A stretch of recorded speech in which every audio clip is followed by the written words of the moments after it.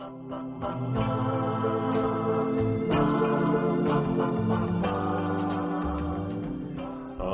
барлық тыңдармандарға. Бұл Куәбол подкастының 4-ші бөлімі. Менің есімім Шыңғыс, бүгінгі подкасттың хосты. Бүгін біз көп адамдарға қызық болатын тақырыпта жайлы сөз қозғаймыз. Ол жалпы мультфильмдер жайлы сөз қозғаймыз. Одан бөлек еске салып кетейік, біздің подкастты көрсеңіздер, ол сіздерге ұнаса міндетті түрде лайк басыңыздар, комментарий жазыңыздар. Сөйлескен біздің көп таныстарымыз болған ерінеді екен, сол үшін өтініш, ерінбеңіздер, бұл бізге өте қатты көмектеседі. Соны тағы да естеріңізге саламыз. Және де алдыңғы подкасттағыдай ереже бұл подкастта да жұмыс жасайды. Ең көп орысша сөз қосқан адамды біздің керемет тех менеджер Бағдәулет санап отырады. Әдеттегідей, ол жазаны көрмесеңіздер, дәулетті жазаны көрмесеңіздер, сілтемеде тұрған телеграм каналға кіріңіздер, ондан жазаны көре аласыздар. Және де осы подкастта ең көп орысша сөз қосқан адамның да жазасын сол телеграм арнадан көре аласыздар. Әдеттегідей, осы подкастта Дәулет және де Аслан осында. Сәлем. Қайырлы күн. Және де біз бүгін подкастқа қонақ ретінде Айдананы шақырып отырық. Айдана, сәлем. Бәріңе сәлем. Шақырғандарыңа рахмет. Жалпы қалайсың қазір? Бәрі жақсы. Көңіл-күй қалай? Рахмет. Ең алдымен сендерді осы подкасттарында бастауларымен құттықтаймын. Алдыңғы 3 бөлімді көрдім, тыңдадым. Тақырыптар өте қызықты болды, маған ұнап жатыр, және де дыбыстың сапасы да өте керемет. Алда сәттілік тілеймін. Рахмет үлкен. Қалайсың жалпы, не істеп жүрсің? Не қызық болып жатыр өміріңде? Ой, мен әдеттегідей дебат, пікірсайыс, жұмыс, сабақ, магистратура, сол үйдің шаруалары деп па. Сондай особо өте қызық, ештеңе жоқ. Айдана біздің өткен қонақтардан қарағанда подкаст түсіруде өзінің тәжірибесі бар. Олар 41-ші үй деген подкасттары бар. Сол жерде тек Айдана бар видеоларды көріп қызық қарасаңыздар болады. Ол подкаст не жайлы еді? Ол жерде 41-ші деген подкаст. Ол жерде қыздарға арналған, қыздарға бағытталған подкаст еді. Ол жерде біз көбінесе сол феминистік тақырыптарды қозғайтынбыз, теңсіздік тақырыптарын немесе қыздарға байланысты етеккір деген сияқты тақырыптарды қозғаған болатынбыз. Жалпы қыздардың аудиториясына көбірек бағытталған, бірақ та кез келген адам көріп өзіне негізінде мысалы тұрмыстық зорлық-зомбылық болсын, феминизм сұрақтары болсын, сондай тақырыптарда пайдалы ақпарат алуға болады ол жерден. Айданаға сұрақ қойыңызшы. Айдана біздің тақырыпқа қатысты емес. Біз қазір мысалы қазақ тілінде контент жасауға тырысып жатыр. Жалпы осындай тренд қазақ тілде әртүрлі адамдардың развлекательный контенттің көптеп болуына қалай көз қарасың? Ұнайды ма? Не көресің қазақша жалпы? Маған қатты ұнайды. Жалпы бұл тренд өте керемет, және де мен оны қолдаймын. Мысалы, өз басымды алатын болсам, менің өзіме таза қазақша сөйлеу көбінесе қиын. Подкасттың барысында оны өздеріңіз де көретін шығарсыздар. Өте көп орысша сөздерді араластырып қою мүмкін. Қазақша контенттерден мен мысалы Замандасты көремін, олар қазақша түсіруге тырысады. Сосын Дөпсөз деген подкаст бар. Одан бөлек қазіргі таңда көптеген қазақстандық артистер қазақша әндер жазуға тырысады. Мысалы 91, Dude on the Guitar және тағы басқалары. Соларды да қазақша тыңдаймын және де қолдаймын әрқашанда. Олардың жасап жатқан еңбектерін үшін әрқашанда қолдап, оларға қуанып отырамын. Және де сендердің де сол қатарға қосылғандарыңа қуаныштымын. Рахмет. Мен сияқты бір сағатта 120 сөз айтатын шала қазақ адамдар жайлы не білесің? Өзім де сол қатардамын. Және де ол адамдарды кінәлаудың қажеті жоқ деп ойлаймын. Себебі адамдар көп жағдайда біздің Қазақстанның мысалында кейсінде қарайтын болса, Қазақстанда көп тілді ұлттар тұрады. Және де көбінесе қазақ және орыс тілдері бізде басымдылыққа ие. Және де өкінішке орай бүгінгі таңға дейін, мысалы қазіргі таңда енді қазақ тілді контент дамып келе жатқан болса, бүгінгі таңға дейін біздің оқыған кітаптарымыз да орысша болды. Мысалы қолданған контент те орысша болды. Біз бағанағы бүгінгі айтатын мультфильмдерді болсын, немесе көретін сериалдарымыз, басқа да бағдарламалар болсын, бәрін орысша көргендіктен орыс тілі біздің санамызға толықтай сіңген, және де сондықтан да адамдардың көбісі осы шала қазақша, шала орысша сөйлегендері үшін, араластыратындары үшін кінәлаудың қажеті жоқ деп ойлаймын. Бірақ та олардың барлығын осы тілді араластырмай қазақша таза және де орысша таза сөйлеуге мотивировать ету керек деп ойлаймын. Мотивировать еткен жақсы, бірақ та осуждение керек емес. Ал мысалы қарапайым өмірде өзің қолданасың ба таза қазақша сөйлеуге тырысып, или тек қана осындай бір орталарға немесе сондай бір талаптар қоятын жерде ғана қазақша сөйлейсің ба? Көбінесе талаптар қоятын жерде ғана, өкінішке орай, өйткені көбінесе өзімнің мысалы егер де мен таза қазақша сөйлеуге тырысатын болсам, онда мен көп ойланып сөйлеп қаламын. Көп ойланып сөйлейтін болсам, менің мысалы миымдағы ойларым немесе эмоцияларым бірден берілмейді. Ал мен эмоциямды, өзімнің ойлап тұрған ойымды бірден толық жеткізу үшін көбінесе мен оны ойланбай бірден жасауға тырысамын. Ол кезде таза қолданып жатқан сөздерінің таза қазақша болуын қадағалау кішкене қиын болып кетеді, сондықтан да орысша араласып кетіп жатады. Бірақ та мысалы бағанағы контентке келетін болсақ, мысалы менің үйдегі кішкентай сіңілім кішкентай туылғаннан бері сол ютубтағы орысша мультиктарды көріп, ол тілі де орысша шықты, орысша сөйлейтін болды. Сондықтан да қазір мысалы үйде сол сіңіліммен, тым болмаса сіңіліммен таза қазақша сөйлеп, оның да қазақша сөйлеуіне мән беруге тырысамын. Бірақ та күшті барлығы жақсы болып жатқан жоқ, бірақ та тырысып жатырмын.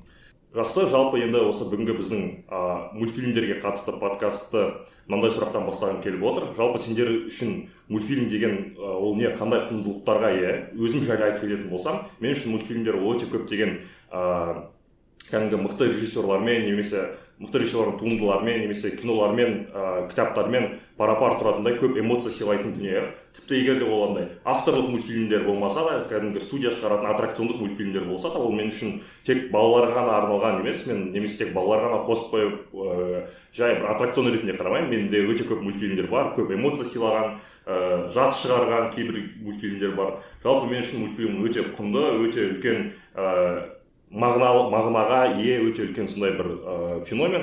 Сендердің осы мультфильмдерге көзқарастарың қандай? Мультфильмдер жайлы не ойлайсың? Енді мен өзімді жайлы айтатын болсам, мультфильм мен үшін позитивпен байланысты. Яғни мультфильмде әртүрлі тақырыптар қозғалады да. Мысалы отбасы, достық, өзіңе көңіл бөлу деген сияқты, білмеймін. Мысалы сондай сияқты әртүрлі тақырыптар қозғалады, және де олардың барлығы жеңіл жеткізіледі. Яғни барлығы күліп ойнап тағы да басқа қылып жүреді да, анадай күліп ойнап сондай мюзикл болып жатады да, бір уақытта олар бірден өзгеріп, анадай отбасылық құндылықтарды, ауыр отбасылық құндылықтар көрсетуге тырысады. Мысалы соңғы шыққан мультфильм Кот Сапогах 2 бар ғой, осының өзінде мысалы барлығы позитивке толы, барлық жерде күлкі, ойын тағы да басқа, бірақ анау не шықты ғой, ит, анадай чихуахуа ит бар ғой, вот осының өзінің историясын айтып беру де бір шетінен позитивпен байланысты. Негізі оны өте қайғылы, мұңды история, мұңды оқиға, оны айтып жатқанда, бірақ соның басында, яғни ол оқиғаны айтардан бұрын және айтардан кейінгі уақыттардың барлығы, олардың барлығы позитивпен айналдырылған. Яғни солай позитивпен орап берген осындай құндылықтар ол оңай сіңіріледі адам баласына. Мысалы ол кішкентай адамға ол тем более деп айтайыншы, маған тем более жақсырақ сіңіріледі, себебі ол кішкентай балаға ол дегеніміз былайша айтқанда өмірді тану, яғни біз мультфильм арқылы кішкентай бала кезінде немесе өзімізде бала болып немесе қазірде өмірді қайта танып бастаймыз. Осы өмірді тану бізге осындай позитивпен оралып берілген, сондықтан оны қабылдау да жеңіл және де түсіну де оңай. Осы менде мультфильм осындай бір байланыспен негізделген. Енді мен айтатын болсам, мультфильм мен үшін бала кезінде барлық уақытын алатын не еді, досуг еді, себебі ол кезде интернет жоқ бізде, бірақ DVD бар, DVD-де пиратский білмеймін қазақша екен, дисктер бар, сол дисктерде 15 шақты мультфильм болады, ол әртүрлі DreamWorks, Disney студиясының мультфильмдері, және де мен осы өмірімде бәлкім бір 30 рет Шректі, 25 рет Мадагаскарды, 69 рет в поисках Немоны көрген шығармын, яғни история игрушек та бар. Король Лев. Король Лев, оның барлығы менің таза балалық шағым мен осы Шректі көрген біріншісін ініме көрсеттім ол да көрген енді тағы бір көрдік сол кезде сол мен нақты Шрек көрген кезде мен барлық мультфильмдегі сценаларды біледі екенмін деп жатқа есіме түседі барлық қазір мынау болады қазір мынау болады деп и өте жақсы мен үшін ностальгия яғни қалай мен балалық шағым өтті мен сол кездегі эмоцияларым еске түседі сондықтан да мен үшін мультфильмдер әрине сендер айтқаннан бөлек сендердің айтқандарымен келісемін одан бөлек ол мен үшін жалпы балалық шағымның өте үлкен бөлігі ол мультфильмдер менің өмірімдегі үлкен орын алады бірақ әлі де көре беремін мен мультфильмдер қазір де қараймын иә мен үшін де мультфильмдерге келетін болсақ олар мен үшін де балалық шағымның бір бөлігі және де ол кездегі сол мультфильмдердің ерекшелігі мысалы қазіргі таңда интернет бар ютуб бар кез келген уақытта кез келген бала өзінің ана синий тракторы болсын тағы басқа акуласын болсын қосып алып көре береді күні бойы көре бере алады иә бірақ та менің кезімде олай күні бойы көру деген болмаған ол белгілі бір уақытта жай бір телеканалда болып жатқан болуы мүмкін и сен келесің де бүкіл жұмыстарыңды қоя саласың да сол телевизордың алдына отырасың сол мультикті көресің ол мультик не мультик болып жатыр қандай мультик ешқандай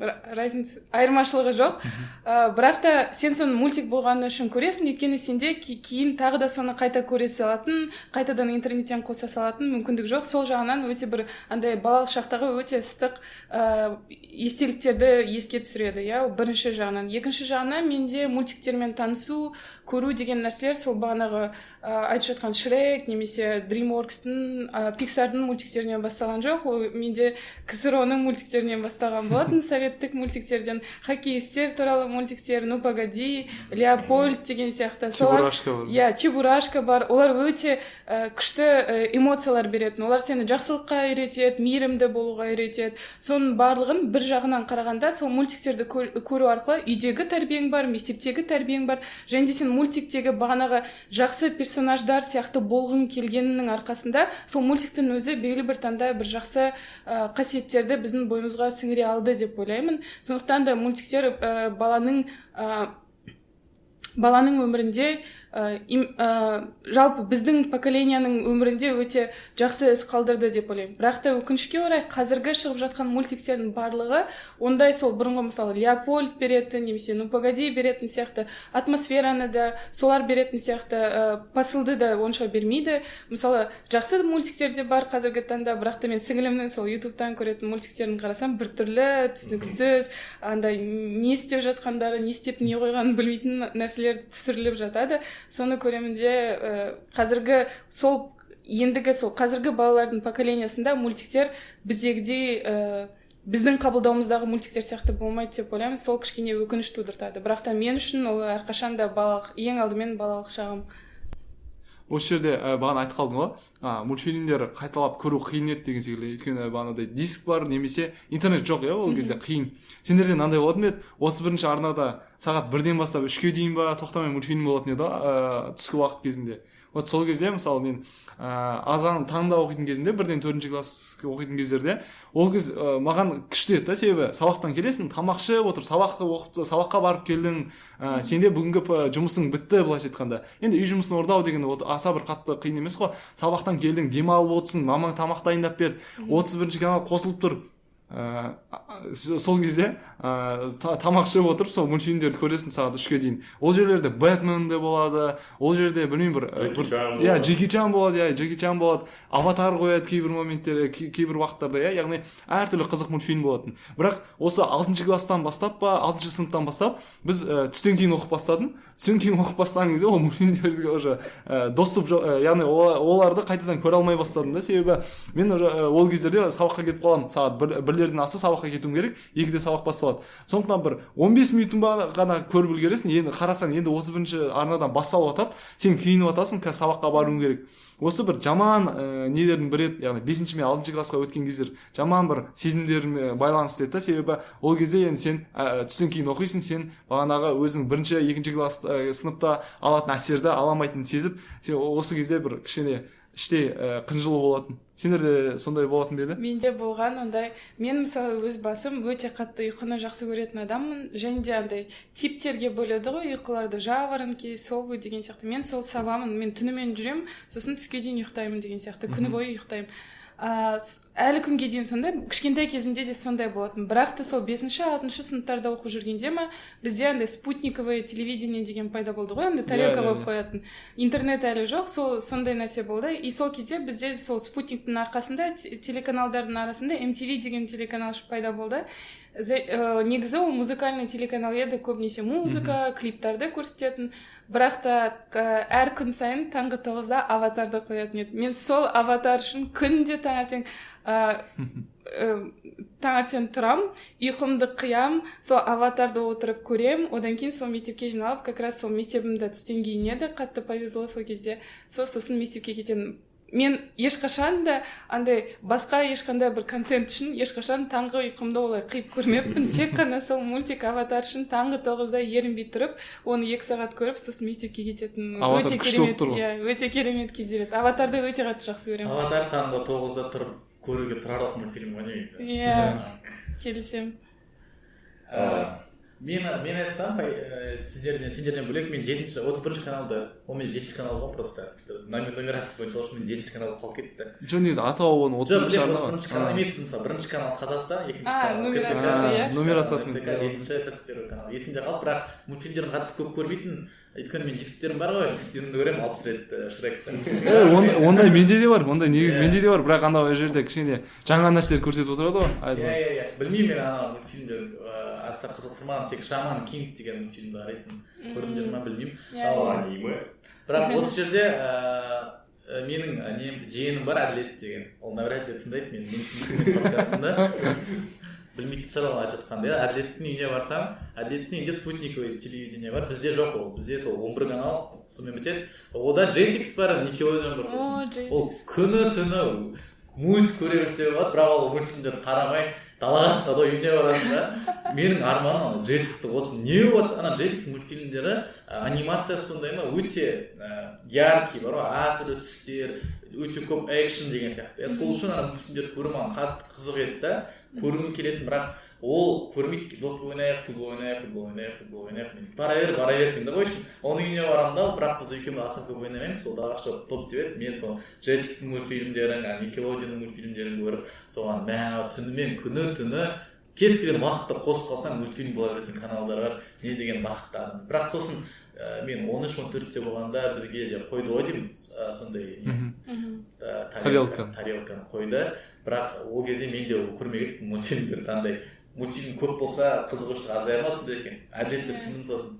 Менде ең алдымен дисктарға дейін менде видеокассеталар болатын, 4 бұрышты. Ол жерлерде Том и Джерри, погоди, балет айналдырған 7-8 серия. Оны сол Дәулет айтпақшы 100 реттен қайталап көре бересің, мама бақырғанға дейін тұрып ардай сабағыңды істе деп.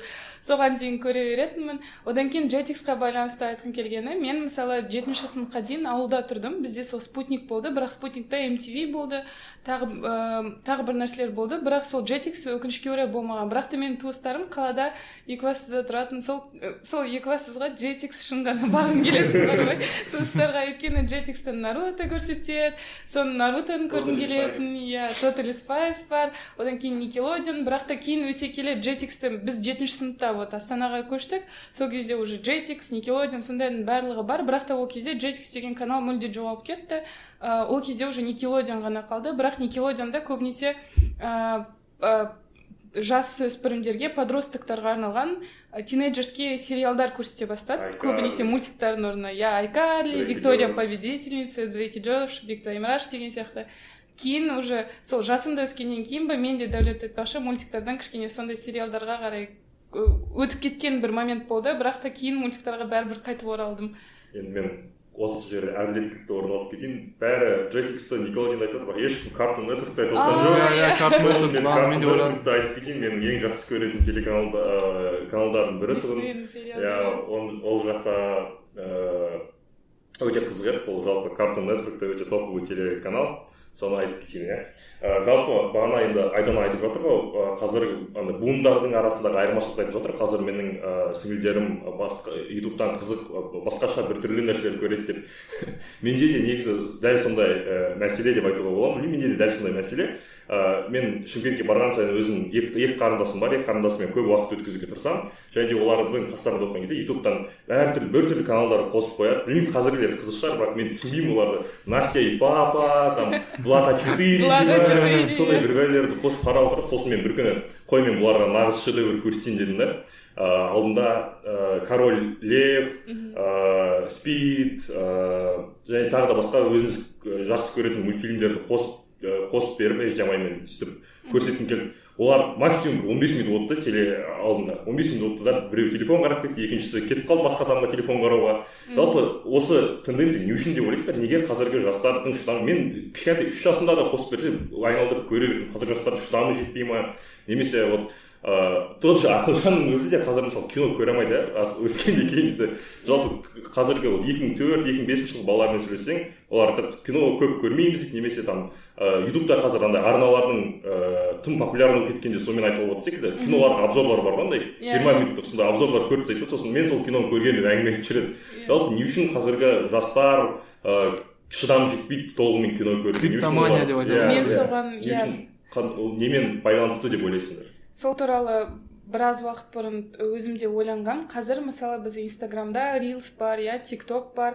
Біз әрқашанда сол әлеуметтік желілерді скроллить етеміз. Әрқашанда ол 15 секундтық, 30 секундтық видеоларға үйреніп қалғанбыз. Вниманиемізді, біз назарымызды бір нәрседе ұзақ уақыт ұстай алмаймыз.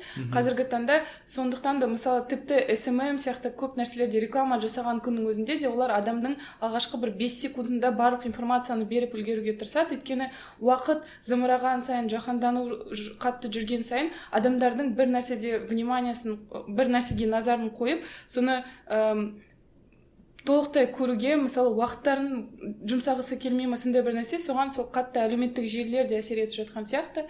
Одан бөлек мысалы сол сіңлілерімізді Шыңғыстың қарындастары көре алмайтыны бір жағынан соған да байланысты сияқты. Олар мысалы ол жерде біз көретін мультиктерде мысалы сюжет бар ғой, белгілі бір таңда бір басы бар, ортасы бар, аяғы бар деген сияқты. А олардың көретін ана Влада 4 деген сияқты нәрселерінде ондай қатты сюжет емес, оларда просто бір белгілі бір действиялар, қатты бірінің артынан бірі болатын. Демек олар андай бір белгілі бір действияның нәтижесін сразу көріп жатыр да, сюжет сияқты бүйтіп ұзақ отырмайды. Сондықтан да андай олар да сол үшін назарларын ұстағылары келмейді сияқты, оларға бір сондай трешакты беріп қоя отыра беру керек сияқты ма, сондай. Өйткені бір сол вниманияларын шынымен де келсем көп ұстай алмайды. Бірақ та бір қуанатын жағдай, мен өзімнің 9 жастағы сіңілімді Нарутоға және Токийский мстители деген аниме бар, соған отырғызып қойғам. Токийский мстители ол менімен бірге бастан аяқ көріп шықты. Бірінші сезон Нарутоны әлі көріп жүр. Соны көретініне прям қуанып жүремін. Әрқашанда Наруто қосып берші деп айтады. Сосын отырып бірге көремін иногда. Соған негізі қуаныштымын. Бірақ та Шыңғыс айтып жатқан мәселе шынымен де бар, жөнінде үлкен. Осы жалпы қазір қоғамда бүкіл развлекательный индустрия адамдардың сұраныстарына қалай бейімделеді ғой.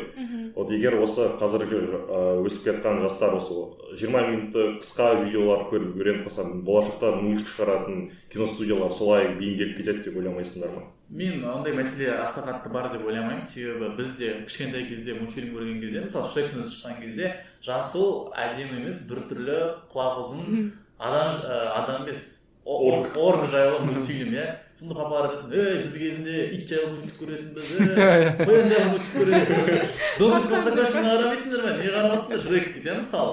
Бірақ Шректі көріп өскен мен жынды емеспін, мысалы. Губка Бобтың өзі өте трешовый мультфильм ғой негізі. Губка судың астында, еще қолына біраз кіріп кетсе, максимально мерзкий сценалар көп көрсетеді Губка Боб, егер көрген болсаңдар. Судың астында от жағады. Судың астында, өте сюжет. Бір серия бойынша эту песенку споем, бір нәрсе музыкальную билиберду деген сериялар көрсеңдер. Өзіне өзі қол пайда болып келе салуға, адамның қол пайда бола салады. Өте бір түрлі мультфильм негізі, Губка Боб. Ол өзінің шынымен жаңағы мен айтқандай кстати маған ұнайды көп иә яркость бәріне действиесіне байланысты маған негізі өте келе көп ұнамайды екен түсіндім, бірақ неге адамдар көреді түсіндім да, бірақ оның барлығы мәселе емес деп ойлаймын, өйткені бала өскен сайын ондай мультиктерден алшақтайды. Мен оны Асман әлінің примерінде көрдім, ол да екеуден көп мультфильм көреді. Хлеба утки деген өте бір түрлі мультфильм. есімде хлеба утки иә. Хлеба утки типа не нәрсе вообще түсініксіз, бірақ ол сол мультиктерден алшақтады, өйткені может мен де әсер еткен шығармын. Кейін ол Наруто, мен де оған Наруто көрсеттім, сосын ол маған жазады WhatsApp-қа, мә аға жылай жаздадым да, мама шешіп қалып білесің бе деп, ана жерде деп, Саски бар ғой бір нәрсе деп. То есть ол мәселе шешіледі деп ойлаймын. Одан бөлек менің ойымша сен кішкентай кезде мультфильм қарағанда оның саған не айтқысы келіп жатқанына да назар аудармайсың деп ойлаймын. Өйткені мен қазір ғана көргенде Шректің түпкі посылын түсіндім.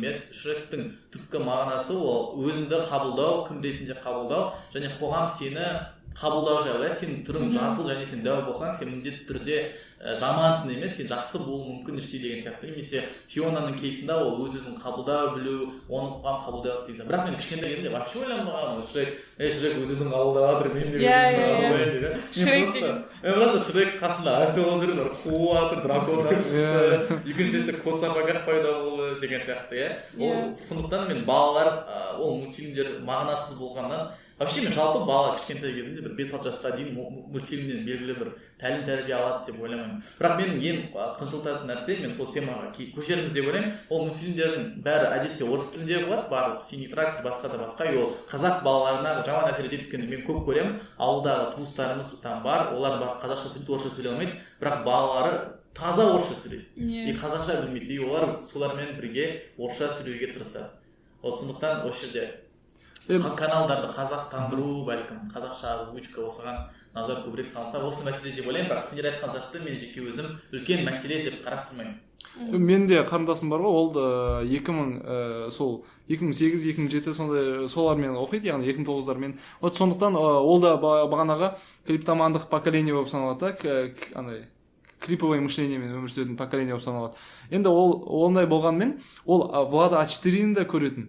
Бірақ бізбен отырып, ол кішкентай кезінде біз де ол кезде кішірек едік қой. Мен інім бар еді ол кезде, ол да кішкентай еді. Біз бағанағы айтқан Шрек тағы да басқа деген сияқты, немесе Никелодеонда болатын заттарды көретінбіз. Ол бізбен отырып көре беретін ол заттарды. Яғни ода екеуі де бар еді. Яғни Влада А4 сияқты бағанағыдай қысқа нәрселерді де көре береді, но полнометражный фильмдерді, мультфильмдерді де көре береді. Еще мен оған жақында Наруто көрсеттім, ол Нарутоны да көре береді. Яғни ол былайша айтқанда, балаларға егер қызықтыра білсең, ол қызығып көріп бастайды. Яғни ол бағанағы Влада А4 тағы да басқалары, олар өздері бір қызықтыра алған сияқты бір индустриямен. Олардың қарасаң көп ақша құртады ана видеоларына. Бір видео жасау үшін өте көп ақша құртады.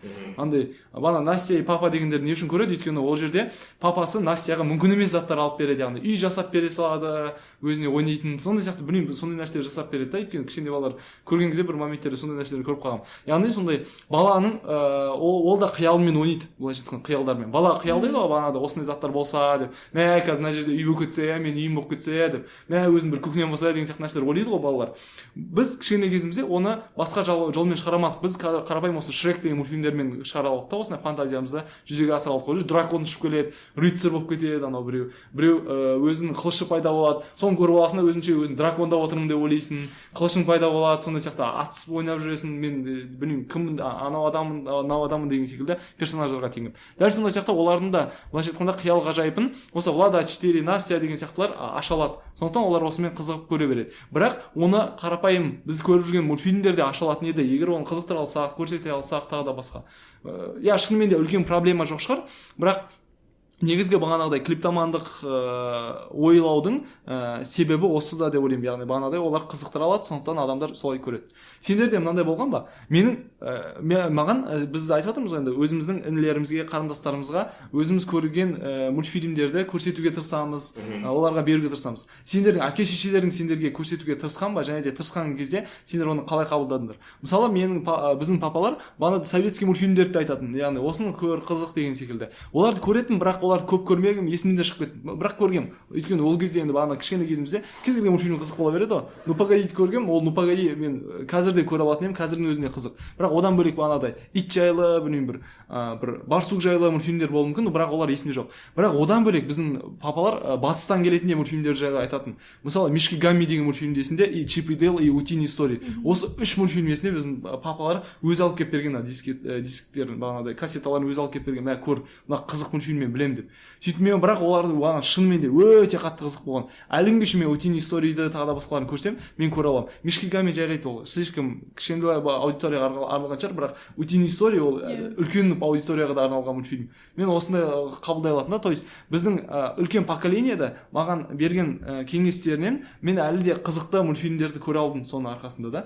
Но дәл сондай сияқты біздің кіші поколениеда, яғни біздің кіші балалар, інілеріміз тағы да басқа, біздікін де қабылдап олар да қызыға алады. То есть бұл жерде мультфильмнің беретін схемалары бірдей сияқты барлығының беретін.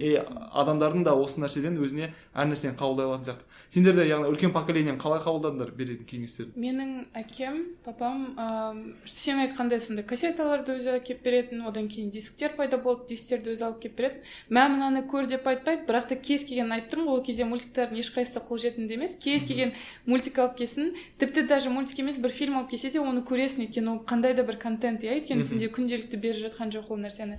Бірақ та сол папам ну погодиді алып келді, Леопольдты алып келді, Чип и Дейлді да көрдік, сосын Гадкий утенок деген сияқты мультиктер болды.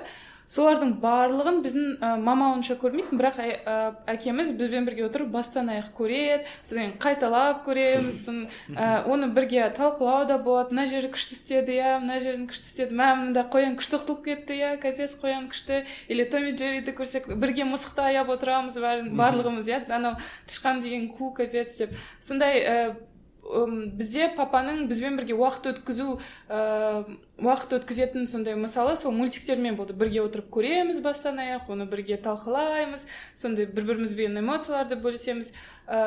Сондықтан да папа бізбен бірге көретін, бірақ та бүйтіп көр деп айтпайтын. Ол бізбен бірге отырады, өзі қос қояды, біз келіп жанына отырамыз, немесе біз көріп отырамыз, өзі келіп жанымызға келеді. Сондай болды. Бірақ та мынаны көр, мынаны көрме, мынаны саған әкеп бердім көру үшін деген сияқты ондай болмаған сияқты. Бізде папа көрмейтін, бірақ алып келіп береді, мә көр деп, қызық болады деп. Мен жоқ кезде көресің дейді, өзі бірақ новости басқа нәрсе көріп отырады. Папа жоқ кезде көресің жұмысқа кетіп қалған кезде. Осы кезде осы ата-аналарға қатысты енді біздің мама-папаларымыз да біздегі секілді кино критиктердің арналарына доступ болған жоқ, оларда кинопоиск болған жоқ, оларда мультиктерді жайлы ақпарат алуға екі-ақ қана жол болды деп ойлаймын. Біріншісі ол сарафанный радио, туысқандардан қандай жақсы мультиктер бар, бала. Екіншісі анау пиратский дисктер сататын базарға барып жақсы мультиктер өш балалар көреді. Жақсы мультиктер өш. Хитнака бәрі алып жатыр деп сөйтіп солай алып келетін, үйдегілер солай көреді. Базарда сатылады ол. Жалпы бағанағы мен қоғам өзгерісіне қатысты тенденцияға айтқым келгені, жалпы осы барлық кино шығаратын, мультик шығаратын индустриялар қоғамның ойына қатысты подстраиваться етіп отырады секілді әрдайым.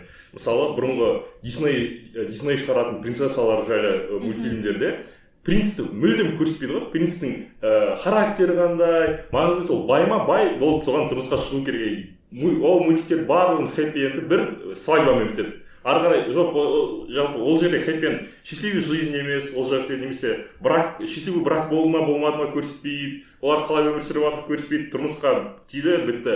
Ал кейін 2010 жылдан бастап шыққан мультиктерде тенденция сәл басқашалай. Храброе сердце, холодное сердце, ол кезде енді акценті тек ең басты мақсат бағанағы тұрмысқа шығу емес, өзін реализовать ету, немесе өзінің арманына жету. Храброе сердцедан воин болғысы келді, батыр болғысы келді, солған қатысты бір іс-әрекеттер жасап жалпы айтқым келгені, осы мультипликация тенденцияға, қоғамдағы тенденцияға қатысты ауысып отыратын секілді. Сол үшін де бағанағы менде ойлар бар, бағанадай қысқа видеолар бола беретін болса, соған қатысты тоже да бағанағы индустриялар подстраиваться тема деп ойлағым келді. Жалпы сол айтқым келгені.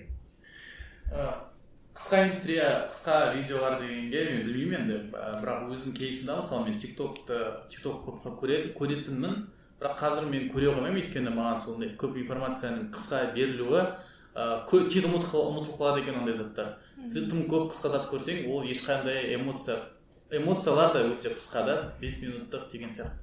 Сондықтан да олар кино, сериалдарды мүлдем алмастыра алмайды деп ойлаймын. И тіпті бір моментте құлдырау болып кетсе де адамдар бәрібір де сол киноиндустрияға мысалы ұзақ заттар көруге қайтып келеді деп ойлаймын. Плюс қазір как будто қоғамда мынандай болып кеткен, адамдардың көбісі қысқа заттар көрсе екінші жартысы осындай біздің жаңағы подкаст көретін сияқты 1,5 сағаттық, 3 сағаттық, 3,5 сағаттық видеоларды көруге келеді. Мысалы дуйт мысалы 2 миллион адам көреді ғой. Иә, на фоне тыңдауға 3,5 сағаттық видеоларды. Сондықтан да андай бір катастрофа болмайды ғой, білмеймін бірақ. Енді мынандай да, мультфильм әрқашан ол адамдарға белгілі бір құндылықтарды, ортаның бір былайша айтқанда қалыптастырылған моралін беруге тырысады. Сол арқылы олар былайша айтқанда аудитория жинайды да.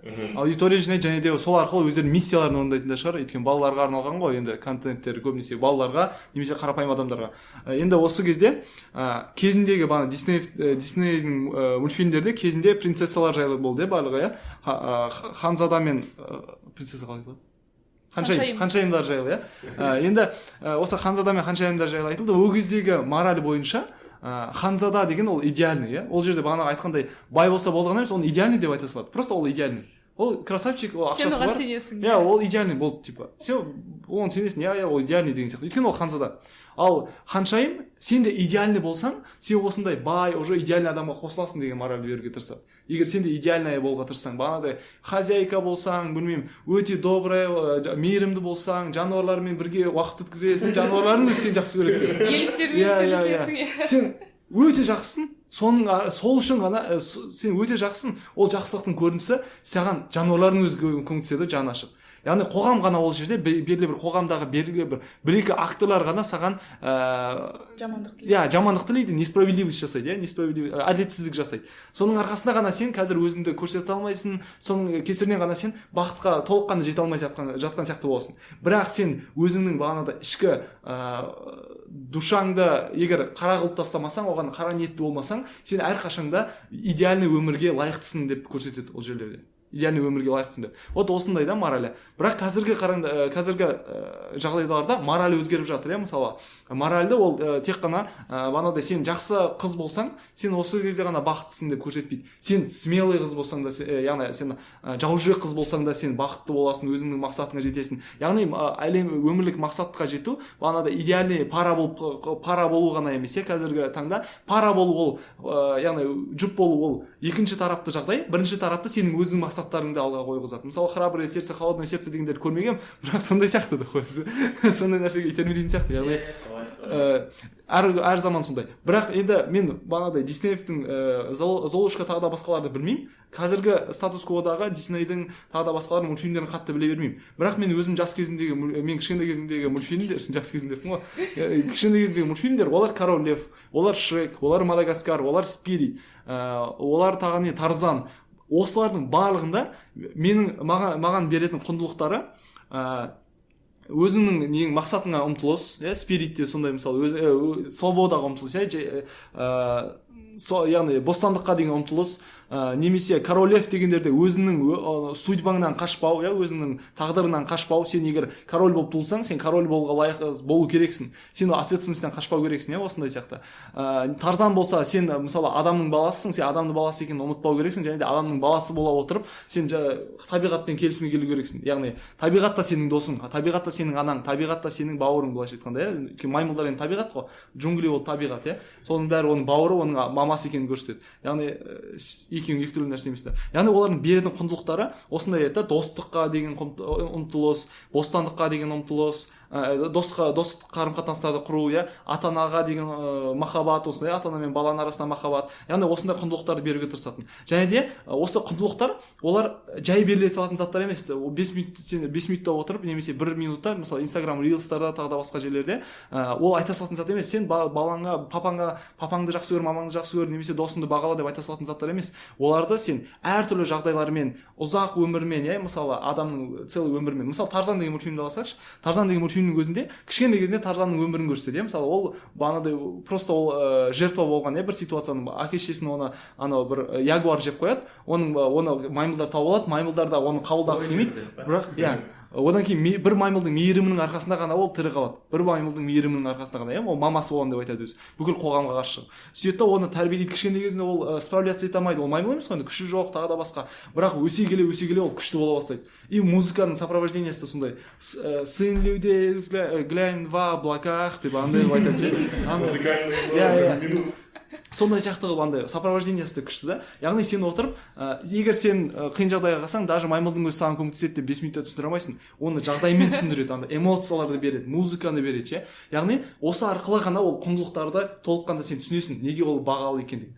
Және де әрбір адамда құндылықтарды алуға деген ұмтылыс бар деп ойлаймын іште. Яғни іште әрқайсымызда пустота болады. Ол пустотаны біз толтырғымыз келеді әртүрлі заттармен де, бағанадай құндылықтармен толтырғымыз келеді. Өйткені біз өмірде де өзіміз сұрақпен жүреміз ғой.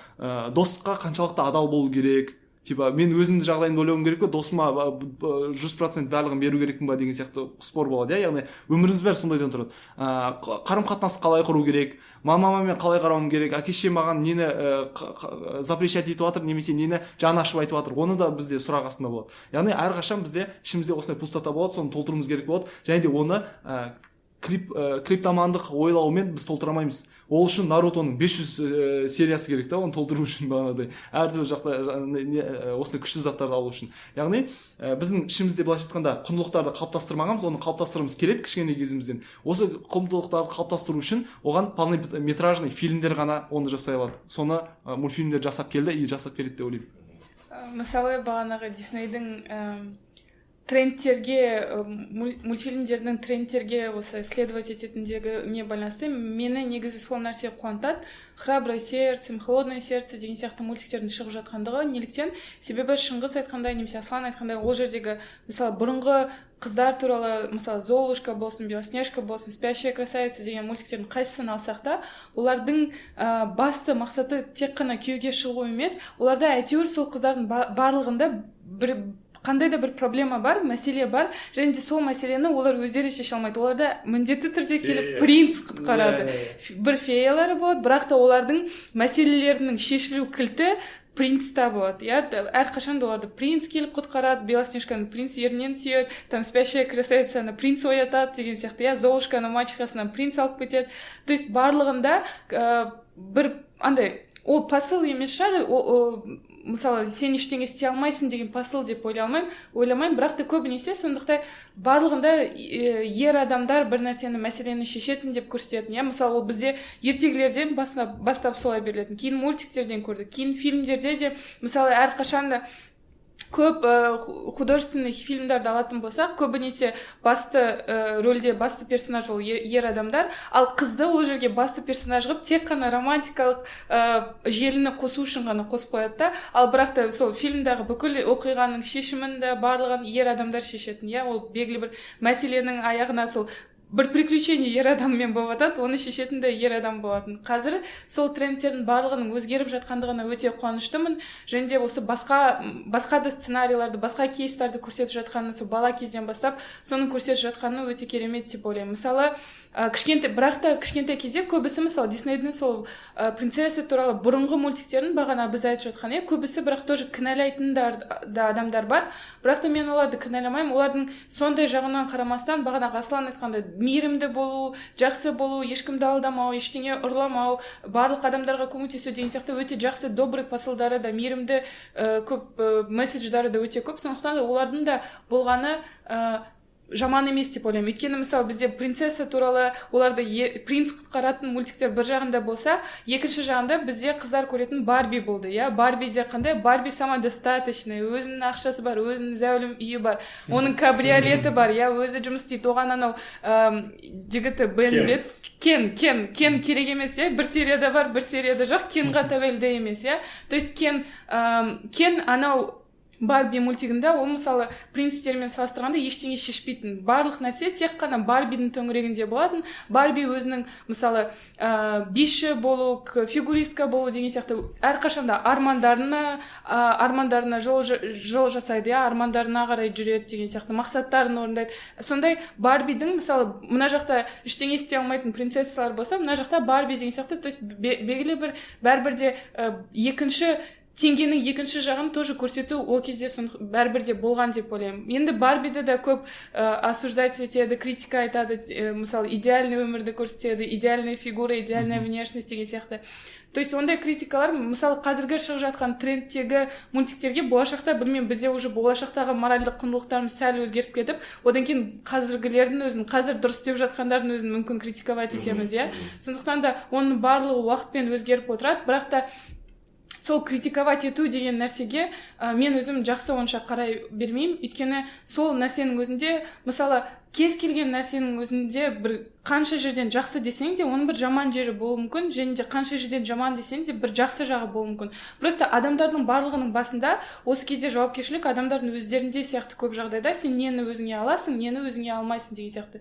То есть адамдар осы жерде критиковать ете бермей, қатты кішкене өзінің, білмеймін, адамдардың басындағы фильтр сол жақсы мен жаманды ажыратуға, білмеймін, мүмкіндігі жететін сияқты. Сондықтан да бір бастан аяқ кәдімгідей, қазір просто принцессалар туралы мультиктерді бастан аяқ жамандап тастады ғой, мысалы, соңғы уақыттарда, иә.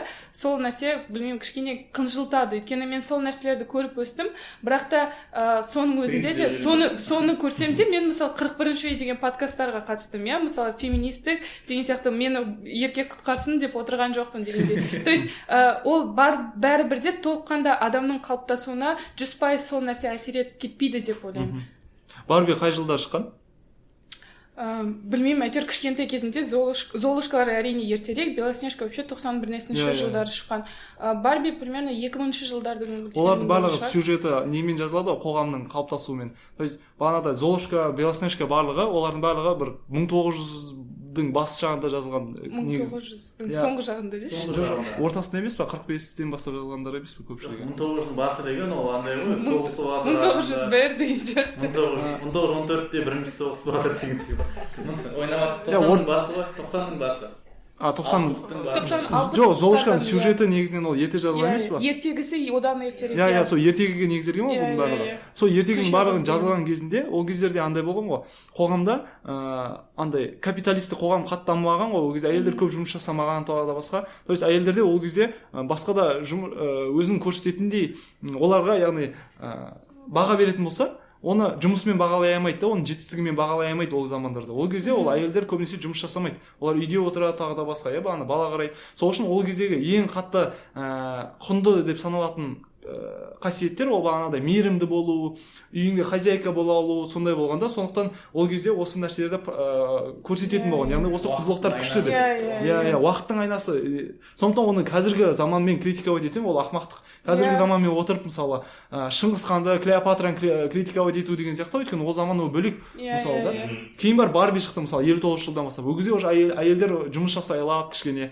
Олардың да басқа да өздеріне қарай алады тағы да басқа. Ол кезде еще Голливуд қатты дамыған. Голливудтың енді көтеріліп қастаған кезде 59-дан бастап қатты дамыды. Голливудта дамыған кезде не істеді? Олар модельдерді көп көрсете бастады. Яғни сен әдемі болсаң, сен күшті болсаң, бағанадай күшті киімге стильная болсаң, сен уже көп адамдар сені тартады, жұмысқа тартады, сенде жұмыс та көп, сенде проект те көп болады да. Сондықтан ол кезде Барбидің кездерде ол заман талабы, яғни заман талабы бойынша сен әдемі болу керексің, андай күшті болу керексің, стильная болу керексің, сол кезде сен успешный, былайша айтқанда жетістікке жеткен адамсың. Ал қазірдің заманның талабы қазір басқаша. Сенде енді ол қазіргі заман талабы бойынша түр маңызды емес, әркімнің өзінің өмірлік мақсаты болу керек. Яғни қоғамның айтқан несі емес, әркім өзі үшін өмір сүреді деген сияқты тенденция пайда болды да. Соның кесірінен қазіргі Холодное сердце тағы да басқа деген сияқты мультфильмдер, диснейлік мультфильмдер, олар соны көрсететін сияқты. Бірақ әр заманда да актуальны болып қалады беретін құндылықтар бар ғой, бағанадай достық, барлық мультфильмдерде бар, барлық заманда ол достық, мысалы бағанадай тышқан мен адам достығы болатын болса да, маймыл мен адам достығы болатын болса да, немесе білмеймін, қазіргі табиғатпен байланысты. Кот сабағақтың өзінде де достықты күшті көрсетеді ғой. Махаббат әлі күнге шейін сондай отбасы, жанұя, жанұяны қазір базы лайтерлерде кішкене басқаша көрсетеді деп жатыр ғой енді. Соның өзінде де жанұя деген құнды екендігін көрсетеді. Сондай сияқты да бір өзгермейтін құндылықтар болады, бірақ өзгеріп отыратын да құндылықтар көрсетіп отырады.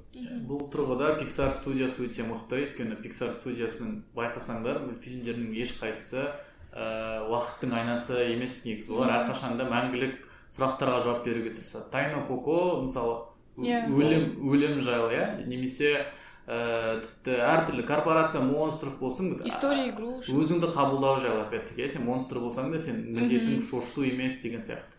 көп мысалы в поисках Немо отбасы жайлы әкенің күтімі өте ауыр тақырыптарды қозғауға дайын негізі бар. Мысалы Рататуйда мысалы сен тышқан болсаң да, тышқан деген образға сен өмірдегі ең кішкентай адам болсаң да сен керемет заттар жасай аласың деген сияқты. Осы тұрғыда Pixar студиясы өте керемет негізі, и олардың мультфильмдері әрқашанда тренд емес, әрқашанда сен оны DreamWorks сондай емес па? DreamWorks DreamWorks не совсем, наверное. Бірақ DreamWorks-тың бір күштілігі маған ұнайтын, осы қайттан Шрек жайлы айтамын. Шрек негізі осы Диснейді өте қатты деструктив жасаған. Көп шаблондарды жасаған мультфильм. Шректі көрсеңдер, барлық персонажға прикол ұстайды ғой. Екінші частьтің басты злодейі ол фея и принц, ол Диснейдегі басты. Ана принц еще ол идеальный ғой тоже, шашы ұзын, идеальный сияқты ол көрсетеді қоғамға. Фея да. Блондин. Блондин, басып қойға ұқсайды тұры. И Шрек мына жақта, ол жақта оларға қарама қарсы екі орк, екеуі де, по идее, злодей болу керек. Еще болотада тұрады деген. Осел емес. Белый конь емес, осел деген сияқты. Шрек өте андай рок-н-ролльный мультфильм негізі, барлық эпоханы өзгерткен мен ойымша. Өте үлкен шаблондар. Өте үлкен әсер берді Шрек. Мысалы, возможно, Кунг-фу панда деген мультфильмдерде сол Шректің последовательдері өйткені тоже единоборствомен айналысатын. Панда. Тигр деп елестетесің ба, білмеймін, ана жерде панда. Өте прикольный андай. Еріншек. Екеуі де үйді ғана алайсың негізі мультфильмнің өзінде. Бірақ екеуінің келетінін көрсетеді ғой, соны әдемі әріп келеді ғой. Егер сен мамық болсаң, андай не болсаң, мамық болғанда да душевно деп айтады ғой. Бір шеттен телом душу, яғни денеңмен де жан дүниеңмен де мамық болсаң, сен кез келген нәрсені ұта аласың, яғни сен былайша айтқанда ана ци деген сияқты соң гармония. Ол жерлерде еще андай нені көрсетеді ғой, тек қана сен икем ғана емес, сен ниетіңнің қандай екені, одан кейін сен еңбек жасайсың ба, жасамайсың ба, сен сол нәрсені шынымен қалап тұрсың ба, қаламай тұрсың ба деген сияқты. Сол нәрселерге тоже қатты көңіл бөлу сияқты, сен еңбек істесең, сен шынымен де жақсы нәрсені қалап тұрсаң деген сияқты, жақсы жолды таңдаған болсаң, онда сен бәрібір де сол белгілі бір нәтижені көрсете аласың деген сияқты. Мысалы, Базлайтер жайлы айтсақ, шулы Базлайтердің негізгі посылы қазақша айтыңдаршы, неме ой. Хаттама деп айта берейік. Хаттама деп айта берейік. Ол жаңағы Нұртас Адамбаев қуып кетті. Бірақ негізгі ол жерде посыл вообще неде сенімде, адамдардың бір-біріне сеніміне, өйткені ол жердегі Базлайтердің ситуациясы сондай болады, ол өзі ешқашан сенбейтін және де сенбеу керек адамдармен, командамен жұмыс істеуге тырысады. И осы жерде сен кез келген адамға сенсең, оған көмектессең, мүмкіндік берсең, бір нәрсе шығады. То есть негізгі ойы сол Базлайтердің, бірақ мына жерде оны дұрыс емес түсіндіріп, қисық қылып жасап, шу шығарып жіберді. Жоқ, ол даже оны түсіндірген жоқ қой, ол мына жері дұрыс емес. Ол просто алды да, мынандай нәрсе болмау керек, ол біздің балаларды сондайға тәрбиелейді. Хотя ол нәрсеге сен даже баланы тәрбиелей алмайсың. Либо он такой, либо он не такой, и все. Попит деген видео бар просто. Жақ жүретін ба? Таудың бетіне бар. Жоқ, одан бөлек андай бар ғой. Попитті үйіне алып келеді да, баласын ойнатуға береді, и баласы ойнап отырады да, сөйтіп 20 жылдан кейін деген сияқты көрсетеді да. Бір немен келіп тұрады жігітпен, мен үйленейін деп жатырмын осы жігітке деп. Жоқ, папа, мама деп орысша сөйлейді ғой. Папа, мама деп. Я собираюсь. Андай немен акцентпен ба? Папа, мама, я собираюсь жениться деп. Сосын екінші нәрсе келеді, попит емес, кітап әкеліп береді да. Кітап алып келеді да, сосын әдемі, андай салиқалы, оранған, бақыты жабық қыз алып келіп. Әке, ана Бұл жерде кітап жаман, попит жаман, или попит жақсы, кітап жаман деген сияқты нәрсе емес. Бастысы адамды өзгертетін нәрселерді біз түсінуіміз керек та, не өзгерте алады, не өзгерте алмайды. Адамды тәрбие өзгертеді. Шынымен де бағанадай үлкен уақыт бөлініп, көңіл бөлініп, барлығын саралап жасалған, ақылмен жасалған тәрбие ғана адамды өзгертеді. Ал қалған второстепенный, екінші тарапты заттар, көріп қалған флаг, көріп қалған заттар адамның ішкі жан дүниесін, өмірлік принциптерін және де өмірлік мақсаттарын өзгерте алмайды ешқалай.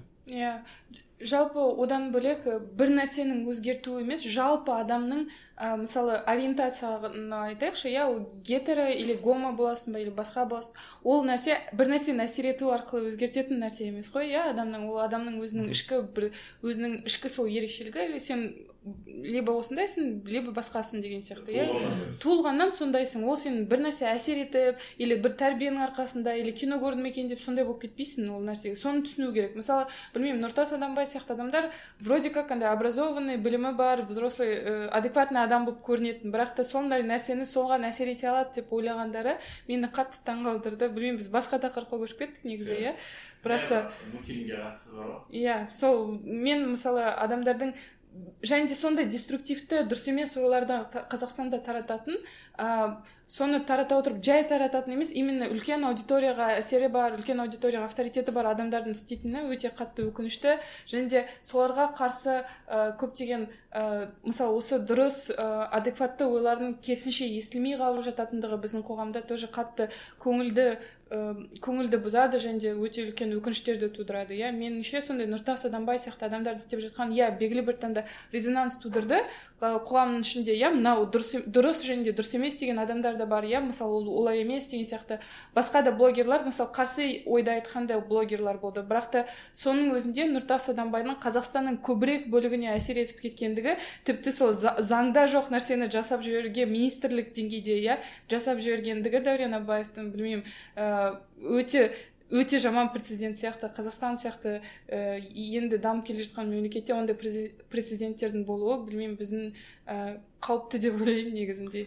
Жалпы енді әрбір ата-ана өзі біледі баласына қалай тәрбие бергісі келсін. Мысалы Базлайтер шынымен де бір адамдар үшін ол керек емес дейді да, ондай нәрсені бағанда фрагменттің өзі керек емес болуы мүмкін.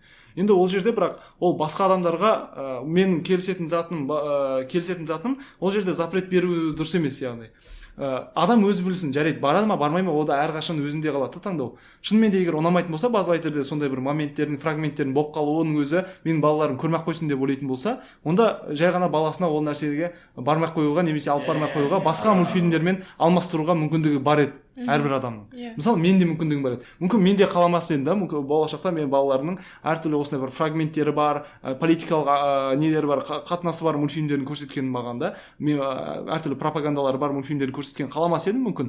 Бірақ қаламасам да, ол енді менің таңдауым ғой, маған ешкім заставить етіп отқан жоқ қой, Базлайтерге ғана бар, басқа нені бәрін алып тастаймыз деп отқан жоқ ше. Мен де айта алатын едім, жарайды, Базлайтерге бармақ қоямыз, басқа да мультфильмдерге бара бере аламын.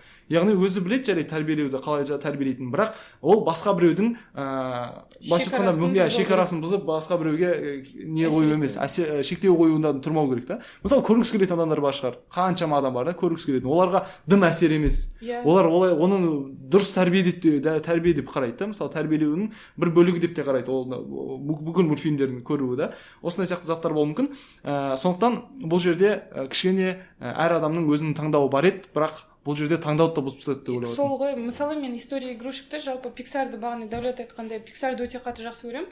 Соның ішінде история игрушек тоже өте үлкен роль ойнайды мен үшін. Қатты кішкентай кезімнен әр бөлімін көріп деген сияқты. Базлайтерді да мен жай ғана пиратский сайттардан, интернеттен емес, мен барып кинотеатрда көргім келетін еді, иә. Бірақ та сондай мүмкіндікті менен алып қойып жатыр. Мысалы ешкімді егер де Аслан қаламаса немесе тағы біреу қаламаса, ешкімді оларды барып міндеттеп жатқан жоқ, иә, Базлайтерді көр деп. Бірақ та соған барғысы келетін адамдардан рұқсатынсыз, қаламсыз олардан мүмкіндікті алып қойып жатыр. Кішкене әділетсіз болды. Кішкене әділеттік болса. Кеше ғана турнир өткізген біз сондай нәрселердің бәрін естіп шыққанбыз. Кішкене әділетсіз. Сонымен достар, аниме. Бағана Аватарда басталды ғой барлығы. Аватар мультфильм дейміз да, бірақ біреулер айтады ол аниме. Жалпы былай айта салайын. Аниме ол негізі шын мәнінде былай Жапонияда шыққан туынды ғой, ал менің ойымша Аватар ол американдық және де жапондықтар мен Кореямен араластырып түсірілген мультипликация. Аниме менің түсінігімде ол кәдімгідей толығымен жапондықтар шығарған туынды.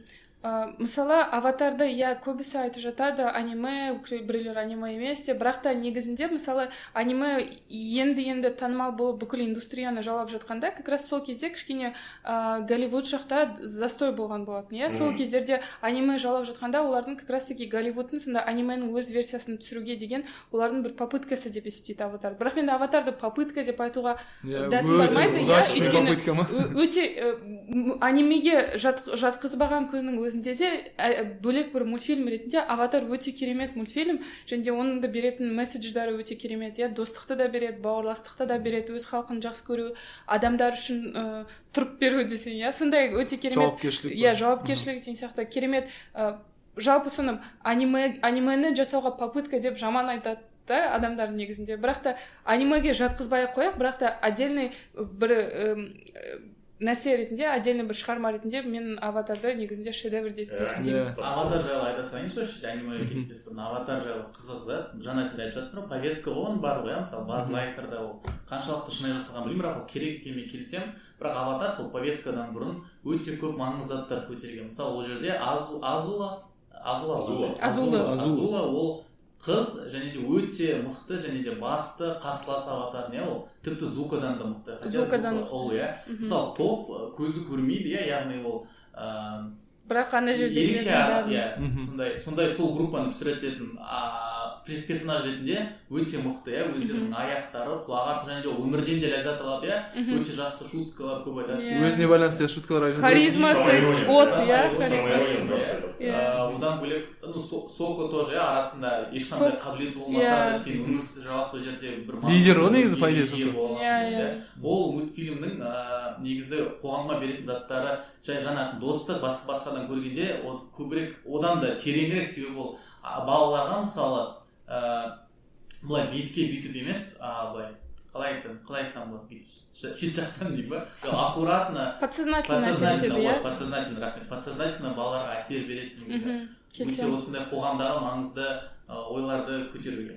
Бұл жерде одан бөлек бұл жерде мысалы Зуканың мысалында, Азуланың мысалында ата-анамен қарым-қатынасты да көтереді.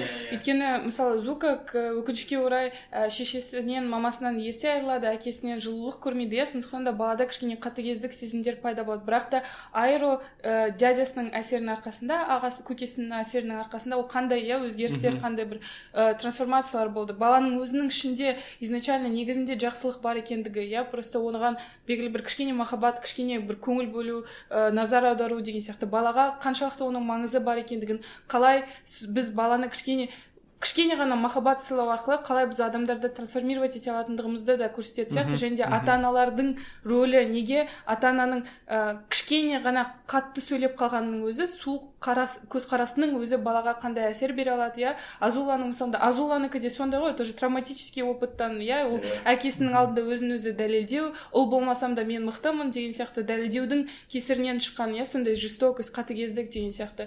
Сондықтан да осындай да моменттер көтеріледі, және де ол да балалар үшін маңызды деп ойлаймын. Балалар үшін емес, негізінде Аватарды тіпті ересек адамдар көре алады, және де көру керек деп ойлаймын.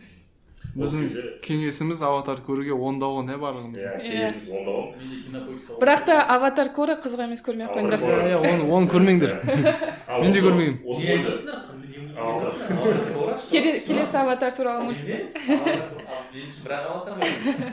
Одан бөлек резюмировать ете салайын осы Аватарды. Негізі шынымен де мультипликацияда авторлар қосатын өте көптеген ойларды біз жас кезімізде түсінбеуіміз мүмкін. Себебі оған бағанағыдай өмірлік опыт керек, немесе бізде сол травмаларды басымыздан өткізуіміз керек түсіну үшін.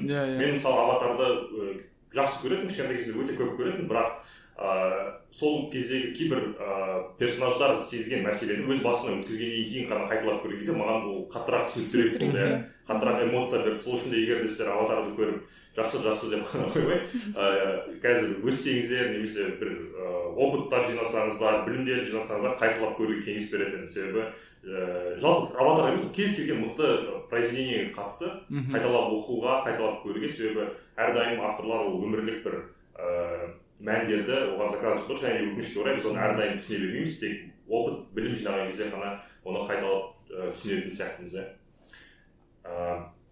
Вот сол Аватардың көтеретін тақырыптарымен как раз таки аниме бар ғой, сёнэн деген жанры.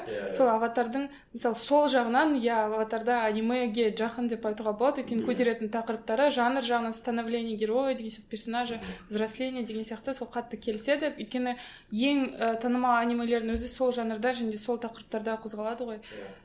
Вот сол жағынан ұқсайды. Оған бөлек, осы жерде бәріміз анимені жақсы көреміз ғой? Өте. Мен анимені қатты жақсы көретін нәрседен бірі, ондағы визуалдық және де дыбыстық сопровождение қатысады. Онда жаңағы қарапайым персонаж жүрген дыбыстар естіледі. Эмоциялар естіледі.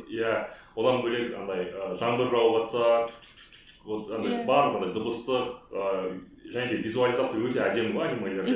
Барлық эмоцияны күшті көрсетеді. аниме қашаннан бері көру нормально болып кеткен. Осы тақырыпқа қазір жаймен келеміз деп ойлағам.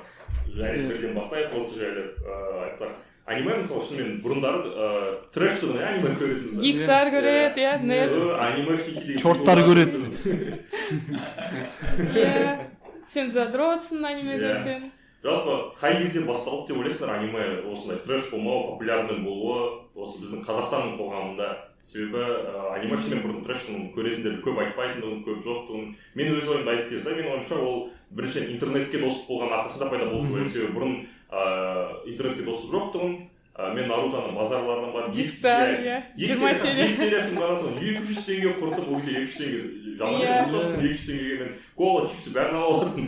Сол 200 теңге 2 сериясында Нарутоны сатып алып жүретін. Ал жалпы осы анименің танымал болуы ең басты себепкер ол интернеттің көп адамдар пайда болды деп ойлаймын. Көп адамдар оны көрді интернеттің арқасында, бір-бірімен одан бөлек ВКонтакте пайда болды ол кезде. ВКонтактеде адамдар сол аниме жайлы жазып, бір-біріне айтып, солай сол ең басты себепкердің бірі сол интернет деп ойлаймын қаласында. Біздің қоғамда, именно бүкіл әлемде емес, біздің қоғамда алатын болсақ, одан бөлек, мысалы тетрадь смерти шықты, иә, 2000 қанша? 2009 ба, 2007 ма? Одан кейін Атака титанов бар, 2013-тен бастап шыға бастаған. Сол анимелер де қатты әсер еткен сияқты. Мысалы, Нарутоның қанша жерден көтеретін тақырыптары керемет болса да, взрослый аудиторияға арналған тақырыптар болса да, сол Нарутоның кезінде көбісі мойындай бермейді, не деп, андай рисовкасы детский бір нәрсе деген сияқты. Бірақ та вот сол тетрадь смерти және де Атака титанов сияқты анимелерде олардың уже сурет салатын рисовкаларының стилі мүлде басқаша ғой, уже ұқсамайды, ол жерде уже взрослый гротеск дейді ма, қалай айтылады, сонда қара әлемді, уже взрослый мирді көрсетеді, андай уже мрачный тақырыптарды көтереді. Мысалы Атака титановта вообще милитаризацияның жаман жақтарын деген сияқты, иә, войнаның жаман жақтарын көрсетеді. Сондай нәрселер кішкене адамдар солардың көтеретін тақырыптарын серьезнее қабылдап сол анимелерді мойындай бастаған сияқты. Интернет те әсер етті. Одан кейін сол тақырыптарды андай, мысалы война деген сияқты барлығының қорқатын нәрселері, иә, немесе тетрадь смертидегі мысалы преступниктардың мәселесі деген сияқты. Сол нәрселер тоже кішкене именно сондай анимелердің қатты трендке айналып, сол көтеретін тақырыптары бүкіл адамдардың қызығушылығына, көп адамдардың қызығушылығында болғандықтан тоже әсер етті деп ойлаймын. Бірақ та өз басым негізінде қанша кішкентай кезімнен бастап аниме көрсем де, негізінде прям бір трэш болғаны есімде емес. Себебі, мысалы, Нарутоның сол Шыңғыс айтады, дисктерін бізден бір бала сатып алып келеді, соны бәріміз кезектесіп көріп аламыз, потом тағы кішкене шықса, оны басқа біреу сатып алып келеді, класстан бәріміз көріп аламыз. Мүмкін ол, білмеймін, сол кездегі контенттің бағанағы аздығынан шығар, білмеймін, бізде, мысалы, мен өскен ортада ол кішкене қатты бір трэш болмапты аниме деген нәрсе, негізінде былай қарасам. Мен өз жеке тәжірибемді айтып бере салайын. Мен осы сол кезде жақсы көрінеді деп ойлаймын, қай кезден бастап нормально болып бастаған. Себебі мынандай болды. Біздің қоғамда, мен өскен ортада, в целом сен өсіп келген кезде бір 7-8, даже 9 класстан бастап сен уже мультфильм көріп бастасаң, мультфильм көріп жүрсең, сен детскийсің, детский понятиясың да. Өйткені сен мультфильмде тек қана чортсың. Чортсың, өйткені сен кішкене бала сияқтысың, былайша айтқанда, өспей қалғансың. Өйткені оны кім көреді мультфильмді, ол кішкене балалар ғана көреді. Ол ортада емес, мен үйімде сондай. Мен ағам бар, өзім туған ағам, өзіне 2 жас, 3 жас үлкен. Ол бір 8 класстан бастап вообще көрмейді, ешқандай мультфильм көрмей кеткен. Ол мүмкін, бригада көреді, сондай. Иә, сондай заттар көреді да. Бірақ ол сондай мультфильмдерді көрмейді, өзіне шынымен де қызық емес оған. Шынымен де қызық емес. Еще ол ойлайды, мультфильмдер олар кішкентай балаларға арналған деп ойлайды. Өйткені енді білмеймін, өзінің восприятиясы сондай да. Шынымен де оған қызық емес, бағанадай өзін қинап көрмей жүрмейді, ол көруге болмайды деп көріп жүрмейді. Оған қызық емес, и шынымен де солай ойнайды. Кішкентай балаларға да ойлайды. Бірақ енді үлкендер көрсе де ештеңе қылмайды, бірақ кішкентай балаларға в основном деп ойлайтын да. И маған, не қыласың мультфильм көріп, кино көрейік та деген сияқты айтатын. Енді бір телевизор болады, кейде не болады, не көреміз деген спор болады. Сондай қылып айтатын. Біздің папа да солай ойлайды. Бағанадай кішкентай балалар көреді, не болды сен әлі 9 класс оқып көріп отырсың ба деп. Сол үшін кейде мен інім көріп отырады да, мен жанында отырмайшын. Жанында отырған адам сияқтымын мен, да. Телефон ұстап отырасың. Сен телефон мультфильм көріп отырсың ба, саған не жоқ, бір нәрсе прикол ұстап отырса, мен телефон ұстап отырмын деп айта саласың. Сондай еді да. И олар айтатын, бізде Аслан әлі күнге шейін мультфильм көреді деген сияқты нәрселерді бүйтіп андай қылып айта беретін. Как бы кішкене шутка ретінде сондай. И мектепте де сондай. Мектепте сен айтпайсың, сен мультфильм көретін болсаң, сен айтуға болмайды. Не аласың деген сияқты. Өзіңе басыңа проблема деп. сау басыңа Иә. Сен мазақтауға бір причина да ол сен мазақтауға. Сен бар мультфильм көрсең не аласың деген. Мультфильмдегі әңгімеңді айта бермеші деп сен. В общем, оңай да сен кез келген әңгімеңді жоққа шығарып тастау, сен ойыңды төмен түсіріп тастау деген сияқты нәрселерді. Яғни сен мультфильм көргенін айта алмайсың. Ол кезде аниме деген жеке жанр жоқ. Барлығы мультфильм. Наруто мультфильм. Нарутоға ұқсас бүкіл рисовкалар японский мультфильм олардың бәрі. Покемон. Аниме көріп жатса, аниме мультик емес. Иә, сөйтіп жар жеріңдер неге комментарийға. Бірақ менің заманымда, менің мектебімде, мен өскен ортада ол мультфильм барлығы. Менде білмеген болса, аниме, Нарутоны көре берген тоже аниме деп білмеппін. Иә. Сол енді барлық адамдар ол кезде Наруто шықты. Барлық каналдарға Наруто көрсететін. Енді сол кезде көпшілік адам Наруто көретін. Бірақ мен енді өзім көрмегенмін ол кезде Нарутоны, себебі Наруто скучный еді, ана кейбір моменттерінде ұзақ тұрады. Оны жоқ, былай ғой, ол кезде бізде телевизордан ғана көретін, менде диск ондай жоқ еді да. Сюжеттерін жоғалтып алсаң, иә, бір моментте сюжетін жоғалтып алсаң, сен түсінбей қаласың. И ол ұзақ оны сериясын қатарынан көрсең ғана қызық. Сол кезде ана сезімдердің бәрін жақсылап аласың да. Ал 1-2 сериясын жоғалтып алсаң, оны ала алмайсың. Сол кезде енді манағыдай мектепте 9 класс оқисың, сен Наруто көрсең, сен мультфильм көріп жатсың, значит сен кімсің? Ана айтқан адамсың. Сондайсың көр. Енді бірақ мен басқа мультфильмдерді көретін, Шрек, тағы да басқа Черепашки ниндзяны көретін, тағы да басқа көретін, бірақ бағанағы себептермен сюжеттері байланысқан болғандықтан, қатты байланысқан болғандықтан мен Нарутоны көрмегенмін де ешқашан. И ешқандай анименді де көрмегенмін содан. Енді басқа өстім, университетке түстім, тағы да басқа болды. Ол кезде көбірек адамдарды көрдім, Нарутоны көрген. Нарутоны көргенсіздер ма деп айтады, мен білемін, Нарутоны көрген адамдар бар шығар, себебі телевизорлардан болып жатады. Яғни қарапайым маған келіп, Черепашки ниндзя көргенсің ба, Аватар көргенсің ба деген сияқты сұрақ ретінде қабылдайтын да. Яғни олар айтатын, олар аниме деп. Осы Шыңғыспен танысқаннан бастап мен анимеде мен мультфильмнің айырмашылығын түсінгенмін. Айтады, Шыңғыстың айтуы бойынша анимеде қан бар, адамны өлтіріп тастауы мүмкін, адамдарға жаман нәрсе жасауы мүмкін. Мультфильмдерде ондай зат жоқ, яғни ешқандай қатыгездікке жол жоқ мультфильмдерде. Анимеде бар дейді. Деп сол кезде түсінгенмін. Сол үшін аниме үлкендерге де арналған, көбінесе үлкендерге арналған, бірақ кішкентай кейбір анимелер бар, кішкентайларға арналған. Яғни аниме ол киноның бір түрі дейді. Яғни тек қана анимационный түрі. Сондықтан ол аниме деп аталады дейді. Деп түсінгенмін. Сөйтіп сұрап отыр, мынау аниме ма деп. Иә, аниме деп. Мынау не десе, ол мультфильм. Яғни мен ондай білмегенмін. Маған Шыңғыс көрсеткен аниме деген нәрсені бар. Сөйтіп Шыңғыстың досы бар, Нұржас деген. Ол да маған аниме деген жайлы айтатын да. Яғни екеуі де аниме дегенді көп көрген, көп біледі. Сөйтіп жүріп маған айтатын, ой, Наруто көрсей, Наруто қызық деп. Мен ойлайтын, Наруто кішкене балаларға арналған мультфильм емес па? Менің мышлением бар ғой, енді мультфильм ол аниме мультфильм, яғни ол кішкене балаларға арналған деген сияқты. Ол айтатын, жоқ, ол қызық кетеді. Иә, басында кішкене балаларға арналған, екінші сезондары қызық болып, кәдімгі кино болып кетеді деген сияқты айтатын. Жарайды деп. Ол маған бүкіл спойлерді айтып берген, Итачи жайлы да спойлер айтып берген. Саған спойлер керек па деп сұраймын саған. Мен көрейін бәрібір айтайын. Иә, Шыңғысқа өзінің яғни көрген заттарын айту қызық та, яғни оған өзінің көрген заттарымен бөліскен, мынандай кино көрдім, ол жақтан мынандай болады деген сияқты нәрселерді айтқан қызық оған. Мен тыңдап отыра беретін. Мен Нарутоны түсініп жатқан жоқ, бірақ тыңдап отыра беретін. Айта бер деп. Итачи жайлы айтып берейін ба дейді. Айта бер деп қоямын ғой. Сөйтіп отыра беремін, деп. Еще мен келген дебат ортасында, осы пікірсайыс ортасында көпшілігі аниме көретін ол кезде. Сөйтіп көпшілігі аниме көретін, и барлығы аниме жайлы сөйлесіп жүретін. Мен әлі жүрмін, ой, аниме жарайды деп. Көрмей қойған қызық емес ол деп. Одан кино көрмеймін ба деп, документальный фильм көрмеймін ба деген сияқты. Кино көрмеймін ба деп. Сөйтіп жүретін да, бір жақсы сериалдар бар емес па деп. Өзінің жасыма арналған деп. Сөйтіп ойлайтын мен. Сөйтіп ойладым, мойындаймын. Жазып 20 жастағы адамға арналған сериал. Игра престолов шыға ма? Сөйтіп сондай сияқты кинолар көбінесе сериал көретін. Сөйтіп сонымен жүрдім, адамдар Атака Титановты айтты, Тетрадь смерти, әртүрлі анимелер айтып жатыр. Сөйтті да бір күні барлығы айтып кетті, Тетрадь смерти сен көр, саған точно өтеді, ұзақ емес деп.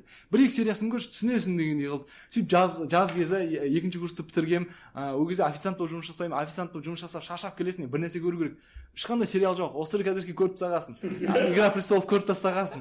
Қатты бір тартады деген не бар деп ойлаймын да. Жарайды, көрейінші Тетрадь смерти деймін ғой бүйтіп. Önce bir oturup көрем бүйтіп скептически қарап. Отып жақсы не түседі, аспандан тетрадь түседі. Анау қарайды. Бағанағы Кира бар ғой. Кира өзінің мектебінде өте умный бала, бағанағыдай. Басқалардан сәл ерекшелеу сондай. Сол жағынан тартымды болған шығар, өйткені мен де мектепте деп. Өзі келіп тұр енді. енді қайта мен емес қой. Ассоциация Иә. Мысалы Элді қарасам келмейтін еді. Бірден Элді көрсетсе ол келмейтін еді да, ол андай бағанадай слишком особенный, оны ерекше қылып өсірген сондай. Кира қарапайым семьядан шыққан бала. Яғни өзі мектебінде оқып жүрген, бүйту керек деп ойланып отырады сабақ кезінде, басқалар қуып андай телефон жайлы әңгіме айтып сөйтіп жүрсе, бана тусовкалар жайлы әңгіме айтып жүрсе, ол жоқ, мен қазір сабақ оқуым керек деп үйге кетіп қалады. Тура мен сияқты болып тұр да. Қайта мені құсап тұр ғой. Бір қарағанда құсап тұр енді. Сөйтіп, бірақ тез қарау керек деп. Сөйтіп одан кейін шынымен де өзіме ұқсаттым ол кезде. Бірақ енді мен слишком вундеркинд болмағанмын, бірақ соған ұқсатты да. Ұқсады. Сөйтіп сонымен қызық басады, сюжетті тартып кетті. Бір кезде бағанағыдай тетрадьқа жазды, анау өзінің справедливость деп жасады, яғни өзінің юношеский максимализмді көрсетеді ғой. Яғни бір шетінен подросток кезімде де есіме түсті. Ол кезде де мүмкін юношеский максимализм әлі де бар еді да, екінші курс кезімде. Қазір де бар ғой, бірақ қазір де бар болғанда енді басқаша ғой. Бірақ сондай нені тартымды болды. Сөйтіп сюжетке кіріп кеттім, сонымен тетрадь смерти мен топовый деп шықтым. Ойбай деп жүрген жерінде тетрадь смерти көрінер ма деп. Біреулер аниме жайлы айтып отырса, тетрадь смерти көрмейсіңдер ма? Сразу. Тетрадь смерти ұнаса, эхо террора қалып көр. Басталды. Осылай кете берді. Сөйтті да айтады, ой, сен Нарутоны көр, қайтадан Нарутоны көр. Сөйтем да, бірақ енді шынымен Нарутода тетрадь смерти сияқты қызық шығар. То есть менде байс бұзылды. Аниме ол кішкене балаларға мультфильм деген бұзылды тетрадь смертиден кейін. Яғни мен ашық болдым, аниме деген көруге әлі де ашық болдым. Иә. Бірақ Нарутоны көруге дайын емеспін деп. Өйткені 600 ба 700 серия деп ойладым. Сөйтіп бір күн жұмыста отырмын. Жұмысымызда енді жұмыс көп бізде де, бірақ енді кішкене бос болғам. Обед уақытысы, иә, тек қана обед уақытысында деп. Сол кездерде бір Нарутоны көре салайыншы деп, бір 2 сериясын бастадым, тоже кетіп қалдым. Сөйтіп бір қарасам Наруто жайлы айтып жүрген жерінде. Сөйтіп жүргенде қайтадан Атака Титановты көрдім. Жарайды деп, сходу Атака Титановқа өтіп кеттім. Атака Титановты көріп қызық болды. Одан кейін барып Берсеркті деген кино сериалды көрдім. Берсерктің бірінші сезонын көрдім. Уже ары қарай кішкене аналар сияқты емес, яғни сәл басқашалау да. Иә, ескілеу сондай болды. Содан кейін уже тоқтадым. Болды, осы жерден анимені тоқтатайын деп. Аниме көрсең көріп кете береді екенсің деп. Яғни ол жаман деп айтып жатқан жоқпын. Яғни оған уақыт құрту керек. Басқа да сериалдар бар, басқа да жанрлар бар деген сияқты. Мысалы, Клан Сопрано көру керек деген сияқты. Сол жақсы сериалдар да бар ғой. Жайлап соларға өте бастадым. То есть анимені көру қай кезден бастап стрёмный болмай бастады. Мен 2-ші курс кезінде жаздан бастап деп. 2008 жыл деп. Болды 2008 жыл. 2019 жыл жаздан бастап. Басқа нәрсе көру керек дегенге байланысты. Мысалы, негізінде андай адамдар болады, тек қана американдық сериалдар көретін, тек қана Netflix қарайтын деген сияқты. Или андай адамдар болады, тек қана драма көретін, или тек қана аниме көретін. А мен сондай жағынан капец өте мультижанровыймын ба, или қандай. Мен Американы да көрем, Турцияны да көрем, Кореяны да көрем, Японияны да көрем, еще аниме көрем, манга оқып кетем, Индияны да қарағам ғой. То есть бәрін көрем да, и барлық жағынан көргім келіп жүретін нәрселер бар всегда. Сондықтан да мен көбінесе кітап оқысам да солай, көбінесе бірнешеуін параллельно істеймін. Мысалы, бір нәрсені көріп атам, сосын кішкене ішім пыса бастайды, екіншісіне ауысып кетем, соны көріп атам, одан кейін одан ішім пыса бастаса, үшіншісіне ауысып кетем деген сияқты. Қазір мысалы мен Рассказ служанки деген сериалды HBO-дан шығатын, сосын Хантер деген анимені, потом Хантер X Хантер, потом турецкий сериал бар, Зимородок деген, солардың барлығын параллельно көріп жүрмін.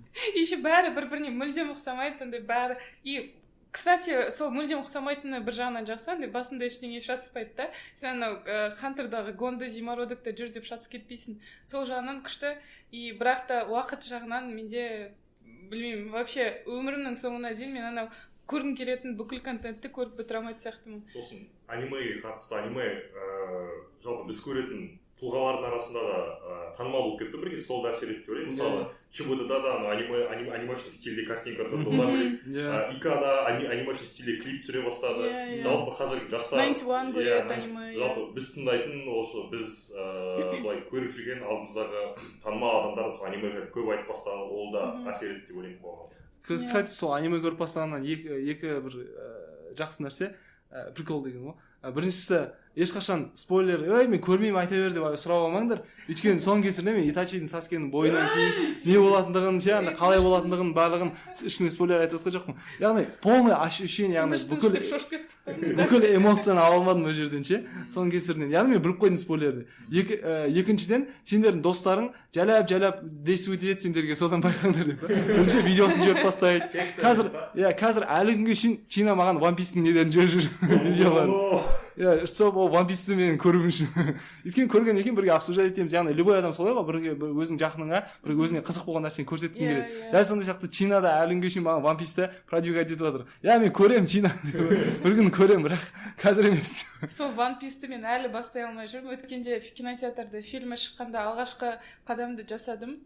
Бірақ та сол One Piece'қа әлі қорқып жүрмін бастауға. Мың неше серия болды Чина? Қазір 1042-ші ма серия шықты. Мәссаған. Шыңғыстың айтуы бойынша One Piece, Тетрадь смерти, Атака титанов, Наруто барлығынан жоғары дейді. Осы жерде айтып кетейін, официально заявляю деп па? Ол еще мангасы бойынша бүкіл әлемде сатылу бойынша бірінші орында. Сатылым бойынша бірінші орында. Екінші орында Dragon Ball, үшінші орында Наруто. Жалпы One Piece шынымен де өте керемет аниме. Мысалы Наруто бізді армандауға, өзің арманың үшін әрдайым күресуге үйретеді ғой, ең басты месседжі сол ғой Нарутоның.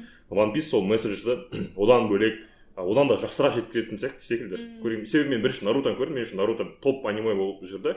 One Piece'ті бастадым, сол кезде мен түсіндім, One Piece ол шынымен өте бөлек шедевр. Одан бөлек One Piece'тегі сюжет өте көрініп тұр, жазған адам гений екен. Себебі ол бір мысалы Нарутода филлерный сериялар бар ғой. One Piece'те филлерный сериялар жоқ. Бірақ бір филлерный серия секілді болуы мүмкін. Мысалы бір апашка тұрып бір нәрсе айтып қалса мүмкін. 300 сериядан кейін сол бір өте үлкен последствияға алып келеді. Таң қаласың да, сонда мынау қаншама ходты алдын ала ойлап қойған деп. Сондай нәрселер мені өте қатты қызықтырады. Және одан бөлек месседжі бағанағыдай ешқашан берілмеу, өз арманың үшін әрдайым күресу One Piece'те өте керемет жеткізген. Мен мысалы сондай өте көп сериал анимелерден қорқамын. Мысалы Наруто 720 серия болса да мен үшін Нарутодан қорқпадым. Өйткені мен Нарутоны кішкентай кезімнен бастап көрдім да, ongoing көріп жүрдім. И мен мысалы ұзақ сериалдарда сондай ongoing көрмесем, уже 1000 сериясы шығып қойғанда, уже оны бастағым келмейді. Өйткені күні-түні кіріп кетемін деп қорқамын. Сондықтан да андай аз сериаларды көруге тырысамын көбінесе. Мен аниме көп көрмеген, мен өмірімде шақ аниме көрдім, оның біреуін ғана бітірдім, екеуін бітірмедім. Ол Тетрадь смерти бітірдім. Бірақ Тетрадь смерти әрине шедевр, бірақ мен үшін Тетрадь смертидің бір моментінде тоқтау керек еді ана сериал. Бірақ сол жерден ол тоқтамай қалды да, мен қатты сол кішкене бұзып жіберді менің впечатлениямды. Екіншісі Атак титанды қарап жүрмін әлі, күтіп жатырмын бітсін до конца, потом көремін деп. Наруто тоже керемет, бірақ мен оны да өте жақсы көремін Нарутоны.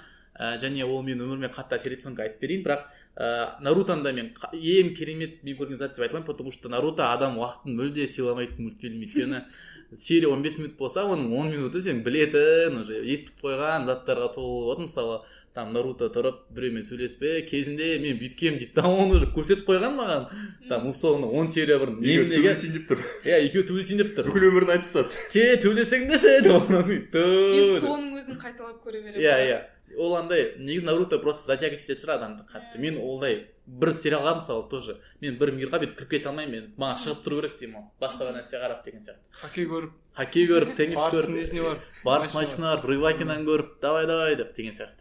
Бірақ Наруто менің өміріме өте үлкен әсерін тигізді, и менің өмірімді дұрыс жолға апарды. Мен сендерге айттым ба, айтпадым ба, білмеймін. Айтпаған сияқтымын ешқайсыларына, Маған өйткені ол история мен лично мен оны аса былай қатты аша қоймаймын, бірақ мен өмірімде ладно, былай болсақ, мен кинодағы Супермен, Наруто, тағандай бар супер идеальный Капитан Америка деген персонаж жек көремін, өйткені олар өте қызық емес персонаждар.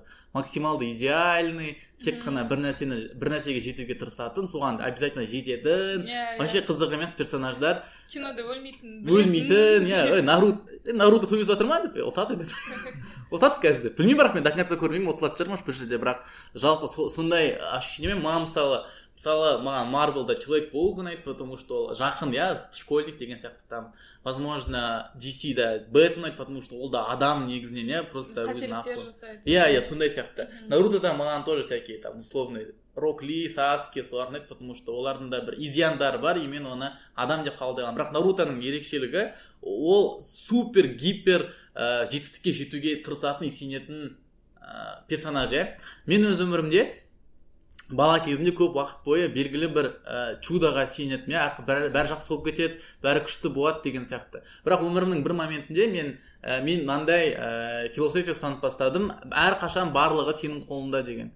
Сенің қолыңда деген философия өмір сүріп, мен көп жетістіктерге жеттім, жақсы жақтары болды. Бірақ менің өмірімнің бір моментінде мен үлкен қателік жасадым өмірде. и сол қателік менің өмірімді өте қатты бұзып жіберетін еді, иә. В принципе, мен қазіргі өмірім абсолютно басқаша болатын еді, иә. Мен ол зат, ол жаңағы менің қателігімнен кететін последствия болмау үшін, ол как будто болды, сол последствия по-любому жаман болатындай болды. И осы кезде маған өте қатты Наруто көмектесті. Өйткені мен сол ситуацияны түзетуім өте қатты еңбекті и сенімді талап етті, иә. И Наруто әке шешесі жоқ, иә, изгой, ешкім оны қолдамайтын, бірақ ол сенеді, мен міндетті түрде Хокаге болам дейді. И осы путьта оның алдында қиындықтар болды, бәрін жеңіп кете береді, бірақ сол путьта әрқашан стремиться ете береді. Сол моментте мен негізінен бәлкім мен өмірімде бірінші депрессия болды. Неге? Өйткені мен бірінші рет өмірімде өзімді кінәлі сезіндім, и сол кінәні жою керек адам болдым. И сол кінәні өтеу маған как будто мүмкін емес болды. Бірақ мен сол кезде өзіме заставкаға ақ фонда ма, қара фонда будь как Наруто деп жазып қойдым да. И әрқашан миымда Наруто жүрді. Өйткені маған бәрі жақсы болып кетеді, иә, қайырлысы деген ойлар маған жат. Мен ондайға сене қоймаймын. Мен әрқашан ойлаймын, бәрі сенің қолыңда. Косяк болса, сен кінәлісің. Мысалы, мен нәрсе ұтсам, мен мысалы турнир ұтсам деп өз арқам, Дәулет молодец, Дәулет мықтысың деп, иә. Ол повезло деп ойламаймын. И осы ситуацияда да маған бірақ алға жүру үшін маған бір топливо, энергия керек болды да. И өмірде так сложилось, что менің топливом Наруто болды. Мен әрқашан миымнан Нарутоны ұстап жүрдім. Наруто Хокаге болды, ол жеңілмеді, берілмеді деді де. Мен де осы будь как Наруто деген заставкама қарай беріп, талпына бердім. И өз қатемді мойындап, соны ақыр соңында түзетіп шықтым. И мен қазір өмірім жақсарды. Бірақ мен 2 ай, 3 ай өте эмоционально, өте ауыр қиын өмір сүрген. Мен ол детальдарды қазір айтқым келмейді, ол өте личный мен үшін, бірақ маған Наруто өте қатты көмек берген. Сондықтан да Наруто адамдарға даже өмірде үлкен көмек бере алады. Сондықтан да Нарутоны хотя бы осы үшін көрейік, өйткені оның посылы Наруто персонаж ретінде негізі өте керемет екен. Вот осыны айтқым келді. Наруто настолько күшті, что мен Нарутоның андай апта сайын сериясын күткім келмегендіктен алдын ала мангасын оқып қойғам. И сюжетті полностью от үйде біліп отырсам да бәрібір де сериясын күтетін. Мысалы, басқа анималарда ангоинг болса, мен олардың мангасын ешқашан оқымайды екен. Бірақ та осы жерде айтып кететін нәрсе, сол мангалар болмаса аниме де болмайтын еді, иә. Соны манга сендер оқисыңдар ма? Жоқ, өкінішке орай.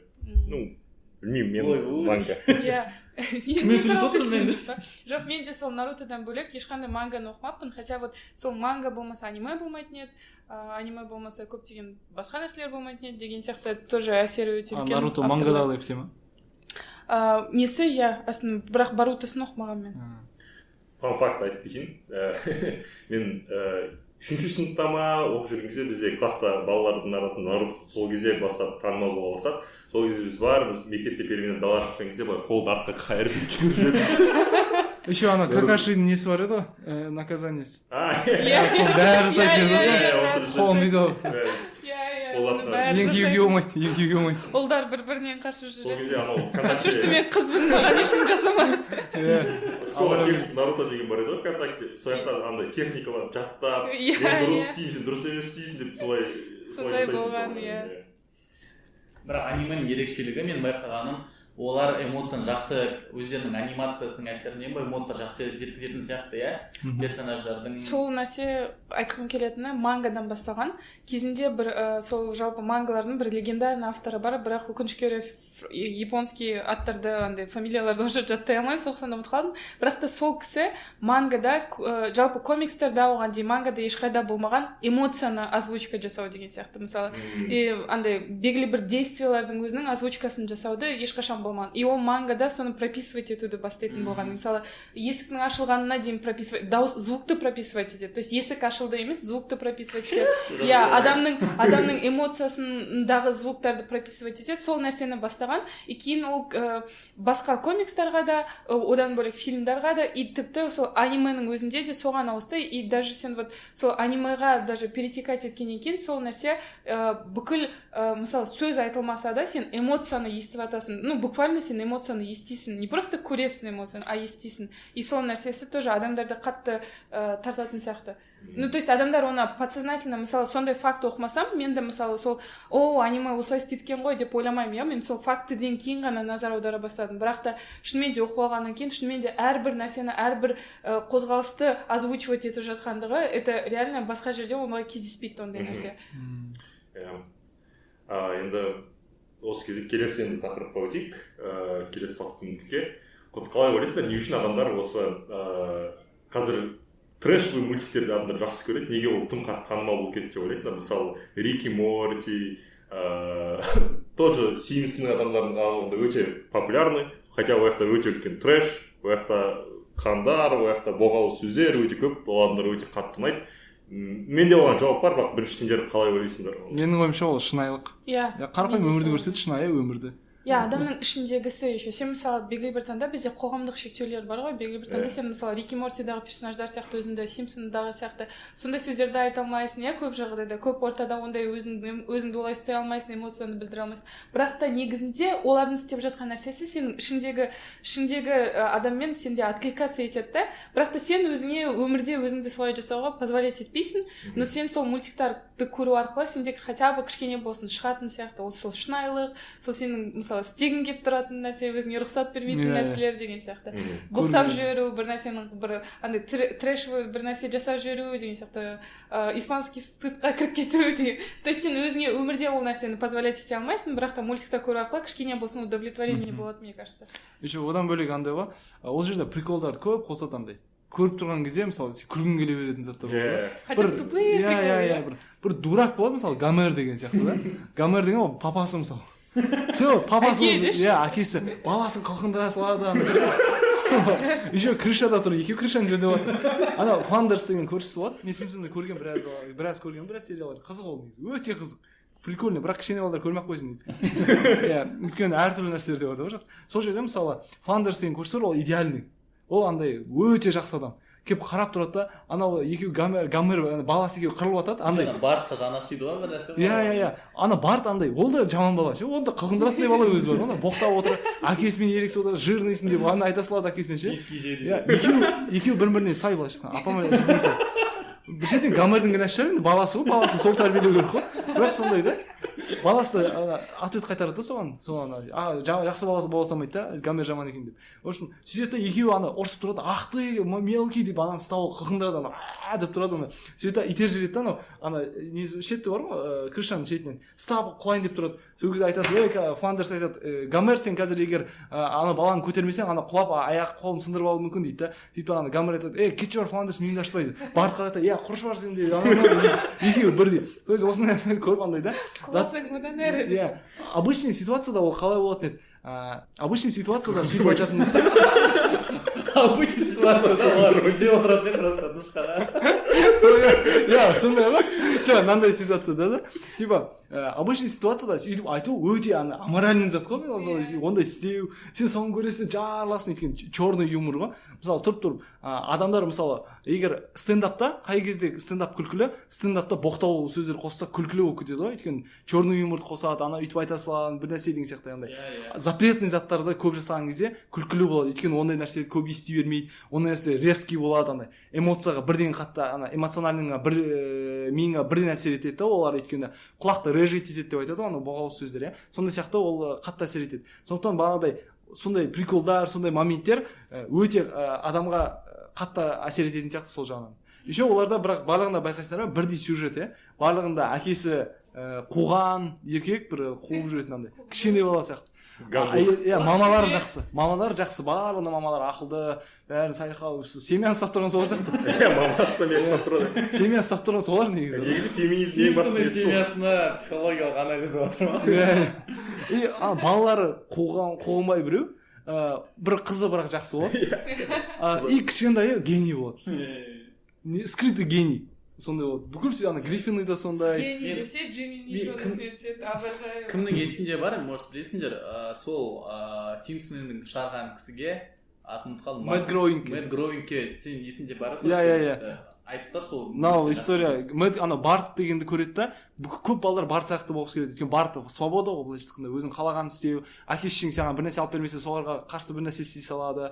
Папасы, барып ананы істесе, ақ ты жирный, кетші бар деп боқтап қашып кете салады. Сондай соткар бар ғой бағанағыдай свобода да өзін білген істейді. Осындай соткар свободаны жақсы көретін бала болғаннан кейін ол күлкілі еще. Осының бәрін істегені бағанағыдай не істегені. Сондықтан көп балалар соны қайталайды екен кейбір балалар. Сөйтіп Мэтт Гроуингтен сұраған екен барлығы Симпсонды жабамыз деген сот сияқты болған ба, сондай үлкен айқай шу болған. Сол кезде Мэтт Гроуингті бағанағыдай автор шақырған. Сол бәрі сұрайды дейді. Неге вот қараңыз Мэтт Гроуинг неге Симпсонды жабайын деп ойлап жатырық? Неге сіздің персонажыңыз бар балаларға жаман әсер етеді десе, егер балалардың бар сияқты болғыларың келмесе, онда өздерің Гомер Симпсон болмаңдар деп айтқан екен. Яғни барлығы тәрбиеге байланысты деп айтқан да. Содан кейін сол Симпсонда мысалы көптеген моменттері қазіргі тарихи болып жатқан оқиғаларға қатты ол совпадениялары көп, иә, сол нәрселері өте қатты таңғалдырады. Мысалы Трамптың несі президент болғанына дейін өте көп совпадениялар бар.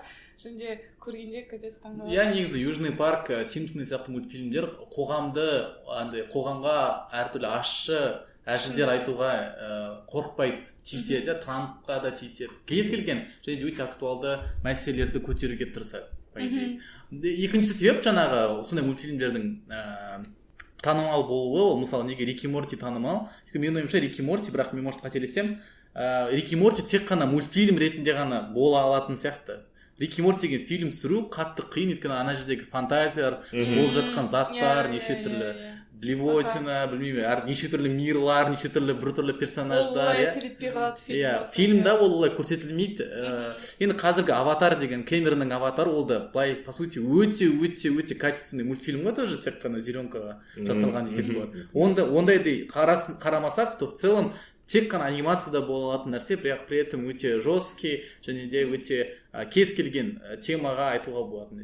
Негізі ондай мультфильмдер ол отдушина сияқты адамдардың шынымен. Сол көру арқылы күліп, сондай заттарға күліп, өзінің проблемаларына күліп деген сияқты. Олар керек қоғамда. Олай болса біз кішкене аяқтап қалған сияқтымыз, соңына қарай әрқайсымыз үш мейнстримный емес, көп адамға танымал емес, бірақ өзімізге қатты ұнайтын бір мультфильм немесе аниме ұсынып кетсек. Мен жалпы өзім бастай салайын. Мен ұсынам One Piece-ті көруге анимеден. Ол мейнстримный ғой. Мейнстримный ғой. Бірақ мейнстримный әлем өте, бірақ мен байқағам, қазақстандықтардың арасында көп мейнстримный емес секілді. Бізде Наруто топ. Мен көп достарыммен сөйлескенде ешқайсы One Piece көрмеймін. Мен One Piece көрген бірде-бір адам таппадым әлі. One Piece көргендер болса, жазыңдар сөйлесейік деп па. Сондықтан сол үшін One Piece-ті ұсынам көруге. Екіншіден По ту сторону изгороди деген негізі керемет бір мультфильм бар. Өте көп адамдар біле бермейді өкінішке орай. Бірақ оның беретін мағынасы өте терең. По ту сторону изгороди ұсынатын. Және де үшінші, ол да негізі, ол енді мейнстримный шығар, бірақ еумайым үшіншісін қалдым. Ладно, екеу болайық. Ладно. Кім айтады? Мен айта берейін ба? Айта бер. Біріншісі Черепашки ниндзя 2003 жыл. Мен айтып деп отырмын ғой. Айтып қойын деп па. Өте ең мықты, ең күшті Черепашки ниндзя. Қазір Николайнда Черепашки ниндзя көрсеңдер, менімен араласпаңдар, өйткені өте мультяшный, дұрыс емес Черепашки ниндзя. 2003 жылғы Черепашки ниндзя ол таза канон. И Черепашки ниндзя сондай болу керек негізі. Даже 80 жылғыда Черепашки ниндзя, по идее. Негізі Черепашки ниндзя шыққан кезде, ол сондай жесткилау, тоже кішкене андай қан, сондай жайлы ғой. Ата-аналар кішкене қоғанский. Екінші ол Остров отчаянных героев деген бірінші және үшінші сезон ғана көруге кеңес берем. Ол мультфильм реалити шоуға деген сатира шығар, бірақ ол жерде тоже реалити шоуда кішкене бір ойға қолымсыз заттар жасайды ғой, олар жасап жатқан жерде кішкене андай ойға қолымсыз заттар жасайды, типа төменде акула сіздер жеп қояды қазір, бірақ сендер бассейнге секіріңдер деген сияқты. Интригасы да бар. Үшінші Арчер деген бар мультфильм. Арчер деген мультфильм ол андай для взрослых, тоже әртүрлі жесткий приколдар, әртүрлі күлкілі ситуациялар көп. Ол андай плюс-минус Симпсонға ұқсайды, бірақ ол жерде больше всякий шпионский жаңағы агент 007 деген сияқты сеттингтегі мультфильм тоже өте қызық, маған ұнайды, юморы жақсы. Маған ұнай қоймайды, бірақ көбісіне ұнайтын мультфильм. Мен ол неге мультфильм көбісіне ұнайтынын түсінемін. Маған особо өтпейді, бірақ Конь Боджек деген мультфильм бар. Адамдардың әсіресе үлкен адамдарға арналған кризис среднего возраста жайлы, успех жайлы, тоже күшті мультфильм. Мен есіме түсті үшінші айтатын нәрсем. ол удивительный мир Гамбола по идее маған өте қатты ұнайды. А. Көп адам ол трэш болып көреді, ал маған қатты ұнайды. Сол жақтағы Гамболдың мамасы негізі менің мамама өте қатты ұқсайды. Мен де мамамен сөйтіп өте қатал тәрбиелеген. Ана көрген сайын мамам есіме түсті, күле беремін. Сол үшін Гамболды ұсынамын. Гамбол негізі өте қызық. Мен мейнстримный емес дейін десем, осы мен үшін топ это Наруто, бірақ та Нарутоны көбісі көріп қойған шығар, сондықтан да Нарутоны емес. Мен мысалы бір анимеде бір режиссер авторлар бар, олардың кез келген анимелері қатты ұнайды. Мысалы Хаяо Миядзаки болсын, Микото Синкай болсын, солардың кез келген толықметражды анимасын ұсынатын едім. Оларға мысалы Ходячий замок жатады, Унесенные ветром, Мой сосед Тоторо, сосын Микото Синкайдың 5 сантиметров в секунду дегені бар. Потом одан бөлек Девушка, покорившая время деген бар, ол бірақ басқа автордікі, кажется. Одан бөлек Твое имя, Дитя погоды деген сияқты анимелер бар. Олардың барлығы ұзақ емес, олар барлығы толықметражды анимелер, то есть фильм сияқты бастан аяқ көріп тастайсыңдар.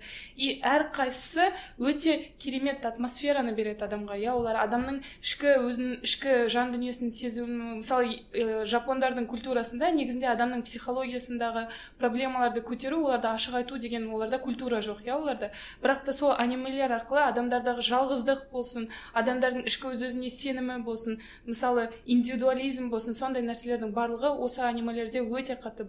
Енді үшеу емес, бірақ та осы авторларды кеңес берейін, өйткені мысалы Голливудтық немесе басқа нәрселерді Дәулет пен Шыңғыс айтып кетті. Мен аниме жағынан сол Миядзакидің және Микото Синкайдың кез келген анимасын көруге кеңес беремін. Мен кеңес беретін заттар сол мейнстримный сияқты, мейнстримный ғой по идее. Король Левті кеңес беремін кез келген адамға көруге. Себебі ол жақта өте терең мағыналы заттар да көп айтылады. Яғни бір шеттен кішкене балаларға да қызық, үлкендер де көп зат алады. Өйткені ол жерде жауапкершілік жайлы айтылады, яғни өмірінің өзінің потенциалың жайлы да қарастырсаң болады. Мысалы Симба болып жүріп барып Пумба мен Тимонмен араласып жүрсің да. Сен корольсің, корольдің баласысың деп. Не болды деп. Күшің бар емес па деп. Ойнап айтатынмын. Яғни сондай Король Левті айтар едім. Және де Утиные истории дегенде ол да өте қызық мультсериал. Ол жерде айтып жатсың ғой, ана жерде. Новый шыққан ол онша емес сияқты. Новый шыққан ба, оны білмейді екенмін. Ескісі мен айтып жатқаным. Ол жерде сюжеті де жақсы, мағыналары да өте күшті. Әрбір сериясы ол өте қызық сюжеттен тұрады. Осыны айтар едім. Және де тағы айтсам болды. Бана Наруто дегенді барлығын айтып қойдық қалған. Және де мен айтатын нәрсем ол менің білмеймін бір 2000 мен 2010-ның арасында шыққан көптеген кинолар қызық. Мысалы ледниковый периодта көрсе болады, Тарзан көрсін, Маугли көрсін, Шрек, барлығы қызық олардың бәрі. Мадагаскар, Кунг-фу панда, барлығы осы қызық мультфильмдер деп айтамын, барлығын көруге кеңес беремін. Егер қазіргі қазіргі кішкене балдар көріп отырса, тыңдап отырса, олар тыңдай ма? Кішкене балдар тыңдап отырса, олар көбінесе көрмейді да біздің жас кезіміздегі мультфильмдерді, білмейді олар Мадагаскар дегендерді, тағы да басқан. Сол үшін соларды көруге кеңес беремін. Мен қосып кеткім келеді, осы жерде бір советский мультфильмді қосқым келіп отыр, ол Кот Леопольд туралы. Керемет мультик, көбісі білмейтін сияқты. Мен өйткені жан-жағымдағы адамдарға айтсам, Кот Леопольд десем, көбісі оны тіпті білмейді. Бірақ та сол мультиктегі ана жердегі сол атмосфера, сол жердегі мейірімділік, білмеймін, мен ондай бір керемет, андай гладко беріледі барлығы. Сондай нәрсені басқа мультиктерде онша көрмеген сияқтымын. Сондықтан да вот екі автор және де бір мультфильм сол Леопольдты ұсынып кетейін. Және де бір интересный факт, қызықты факт, бағанағы Король Лев деп жатырмыз ғой. Король Лев керемет шедевральный мультфильм, и сол мультфильм, оказывается, анимеден алынған мультфильм екен. Бір ақ арыстан мен бір жерде естігем, ол олай емес деген бір ойларды. Әркім айта береді. Сондай сценалар қайталанылады, и менің оқығаным бойынша может шатыстырып жатырмын, тіпті осы сценаларды рұқсат алып қайталағанда сондай, то есть шатыстырып жатқан болуы мүмкін, бірақ та көп историялар, мысалы «Реквием по мечте» деген фильмде бар емес па, сондағы сценалар прям один в один анимеден алынған екен, оказывается. Кейбір сценалар тоже өте қызықты фактілер көп екен сондай. Жапондықтар жаман ақылды ғой. Американдықтар сатып ала береді бәрін. Жалпы осы жерге дейін тыңдасаңыздар, егер де біздің подкастты сіздер де өздеріңізге өте қатты ұнайтын мультфильмдеріңізді, анимелеріңізді жазып кетсеңіздер өте жақсы болады. Өздеріңіз және не үшін екенін жазып кетсеңіздер тіпті тамаша болады. Мен аниме жақсы көремін, себебі осылай деген секілді. Және қысқа ұзақ емес анимелер ұсыныңыздар астында даже. біз олардың бәрін міндетті түрде оқимыз, және де тағы да қайталап, сонымен біздің подкаст осылай аяқталып қалған секілді, тағы да естеріңе салып кетейік, егер ұнаса міндетті түрде комментарий жазыңыздар, лайк басыңыздар, достарыңызбен бөлісіңіздер, иә. Ал енді бүгінгі подкастта да бізде Бақдәулет орысша сөздерді санап отты. Сонымен оның вердиктін айтатын болсақ, бүгінгі біздің подкастта ең көп орысша сөз қосқан, 67 орысша сөз қосқан, ол Айдана. Біліп Егер де сендер Бірақ мен емес. Сен просто аз сөйлеген Факт, Дәулет ең аз орысша сөз қосқан адам 27 орысша сөз қосыпты. Ой, дайындалған ғой мен енді. Мен білмеймін, таза сөйлеп жатқан сияқты еді деп. Енді аниме мультфильмнен бөлек Айданаға қандай жаза жайлы қазақ тіліне қатысты қандай жазалар қолдануға болатын жайлы комментарийге де жазыңыздар. Осы видеоны бөлісіңіздер, лайк басыңыздар. Осылайша біздің подкастымыз аяқталды. Рахмет.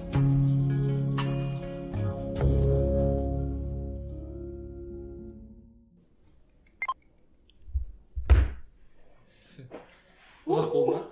Ұзақ сөйті 2 сағат кеткен жоқпыз ба? Екі сағат. Мен кешіктім. Кешірсіз. 8 минуттың қалып үлгеруге. Ал не такси 37 минут жүреді дейді. Сіз қай жаққа барасыз?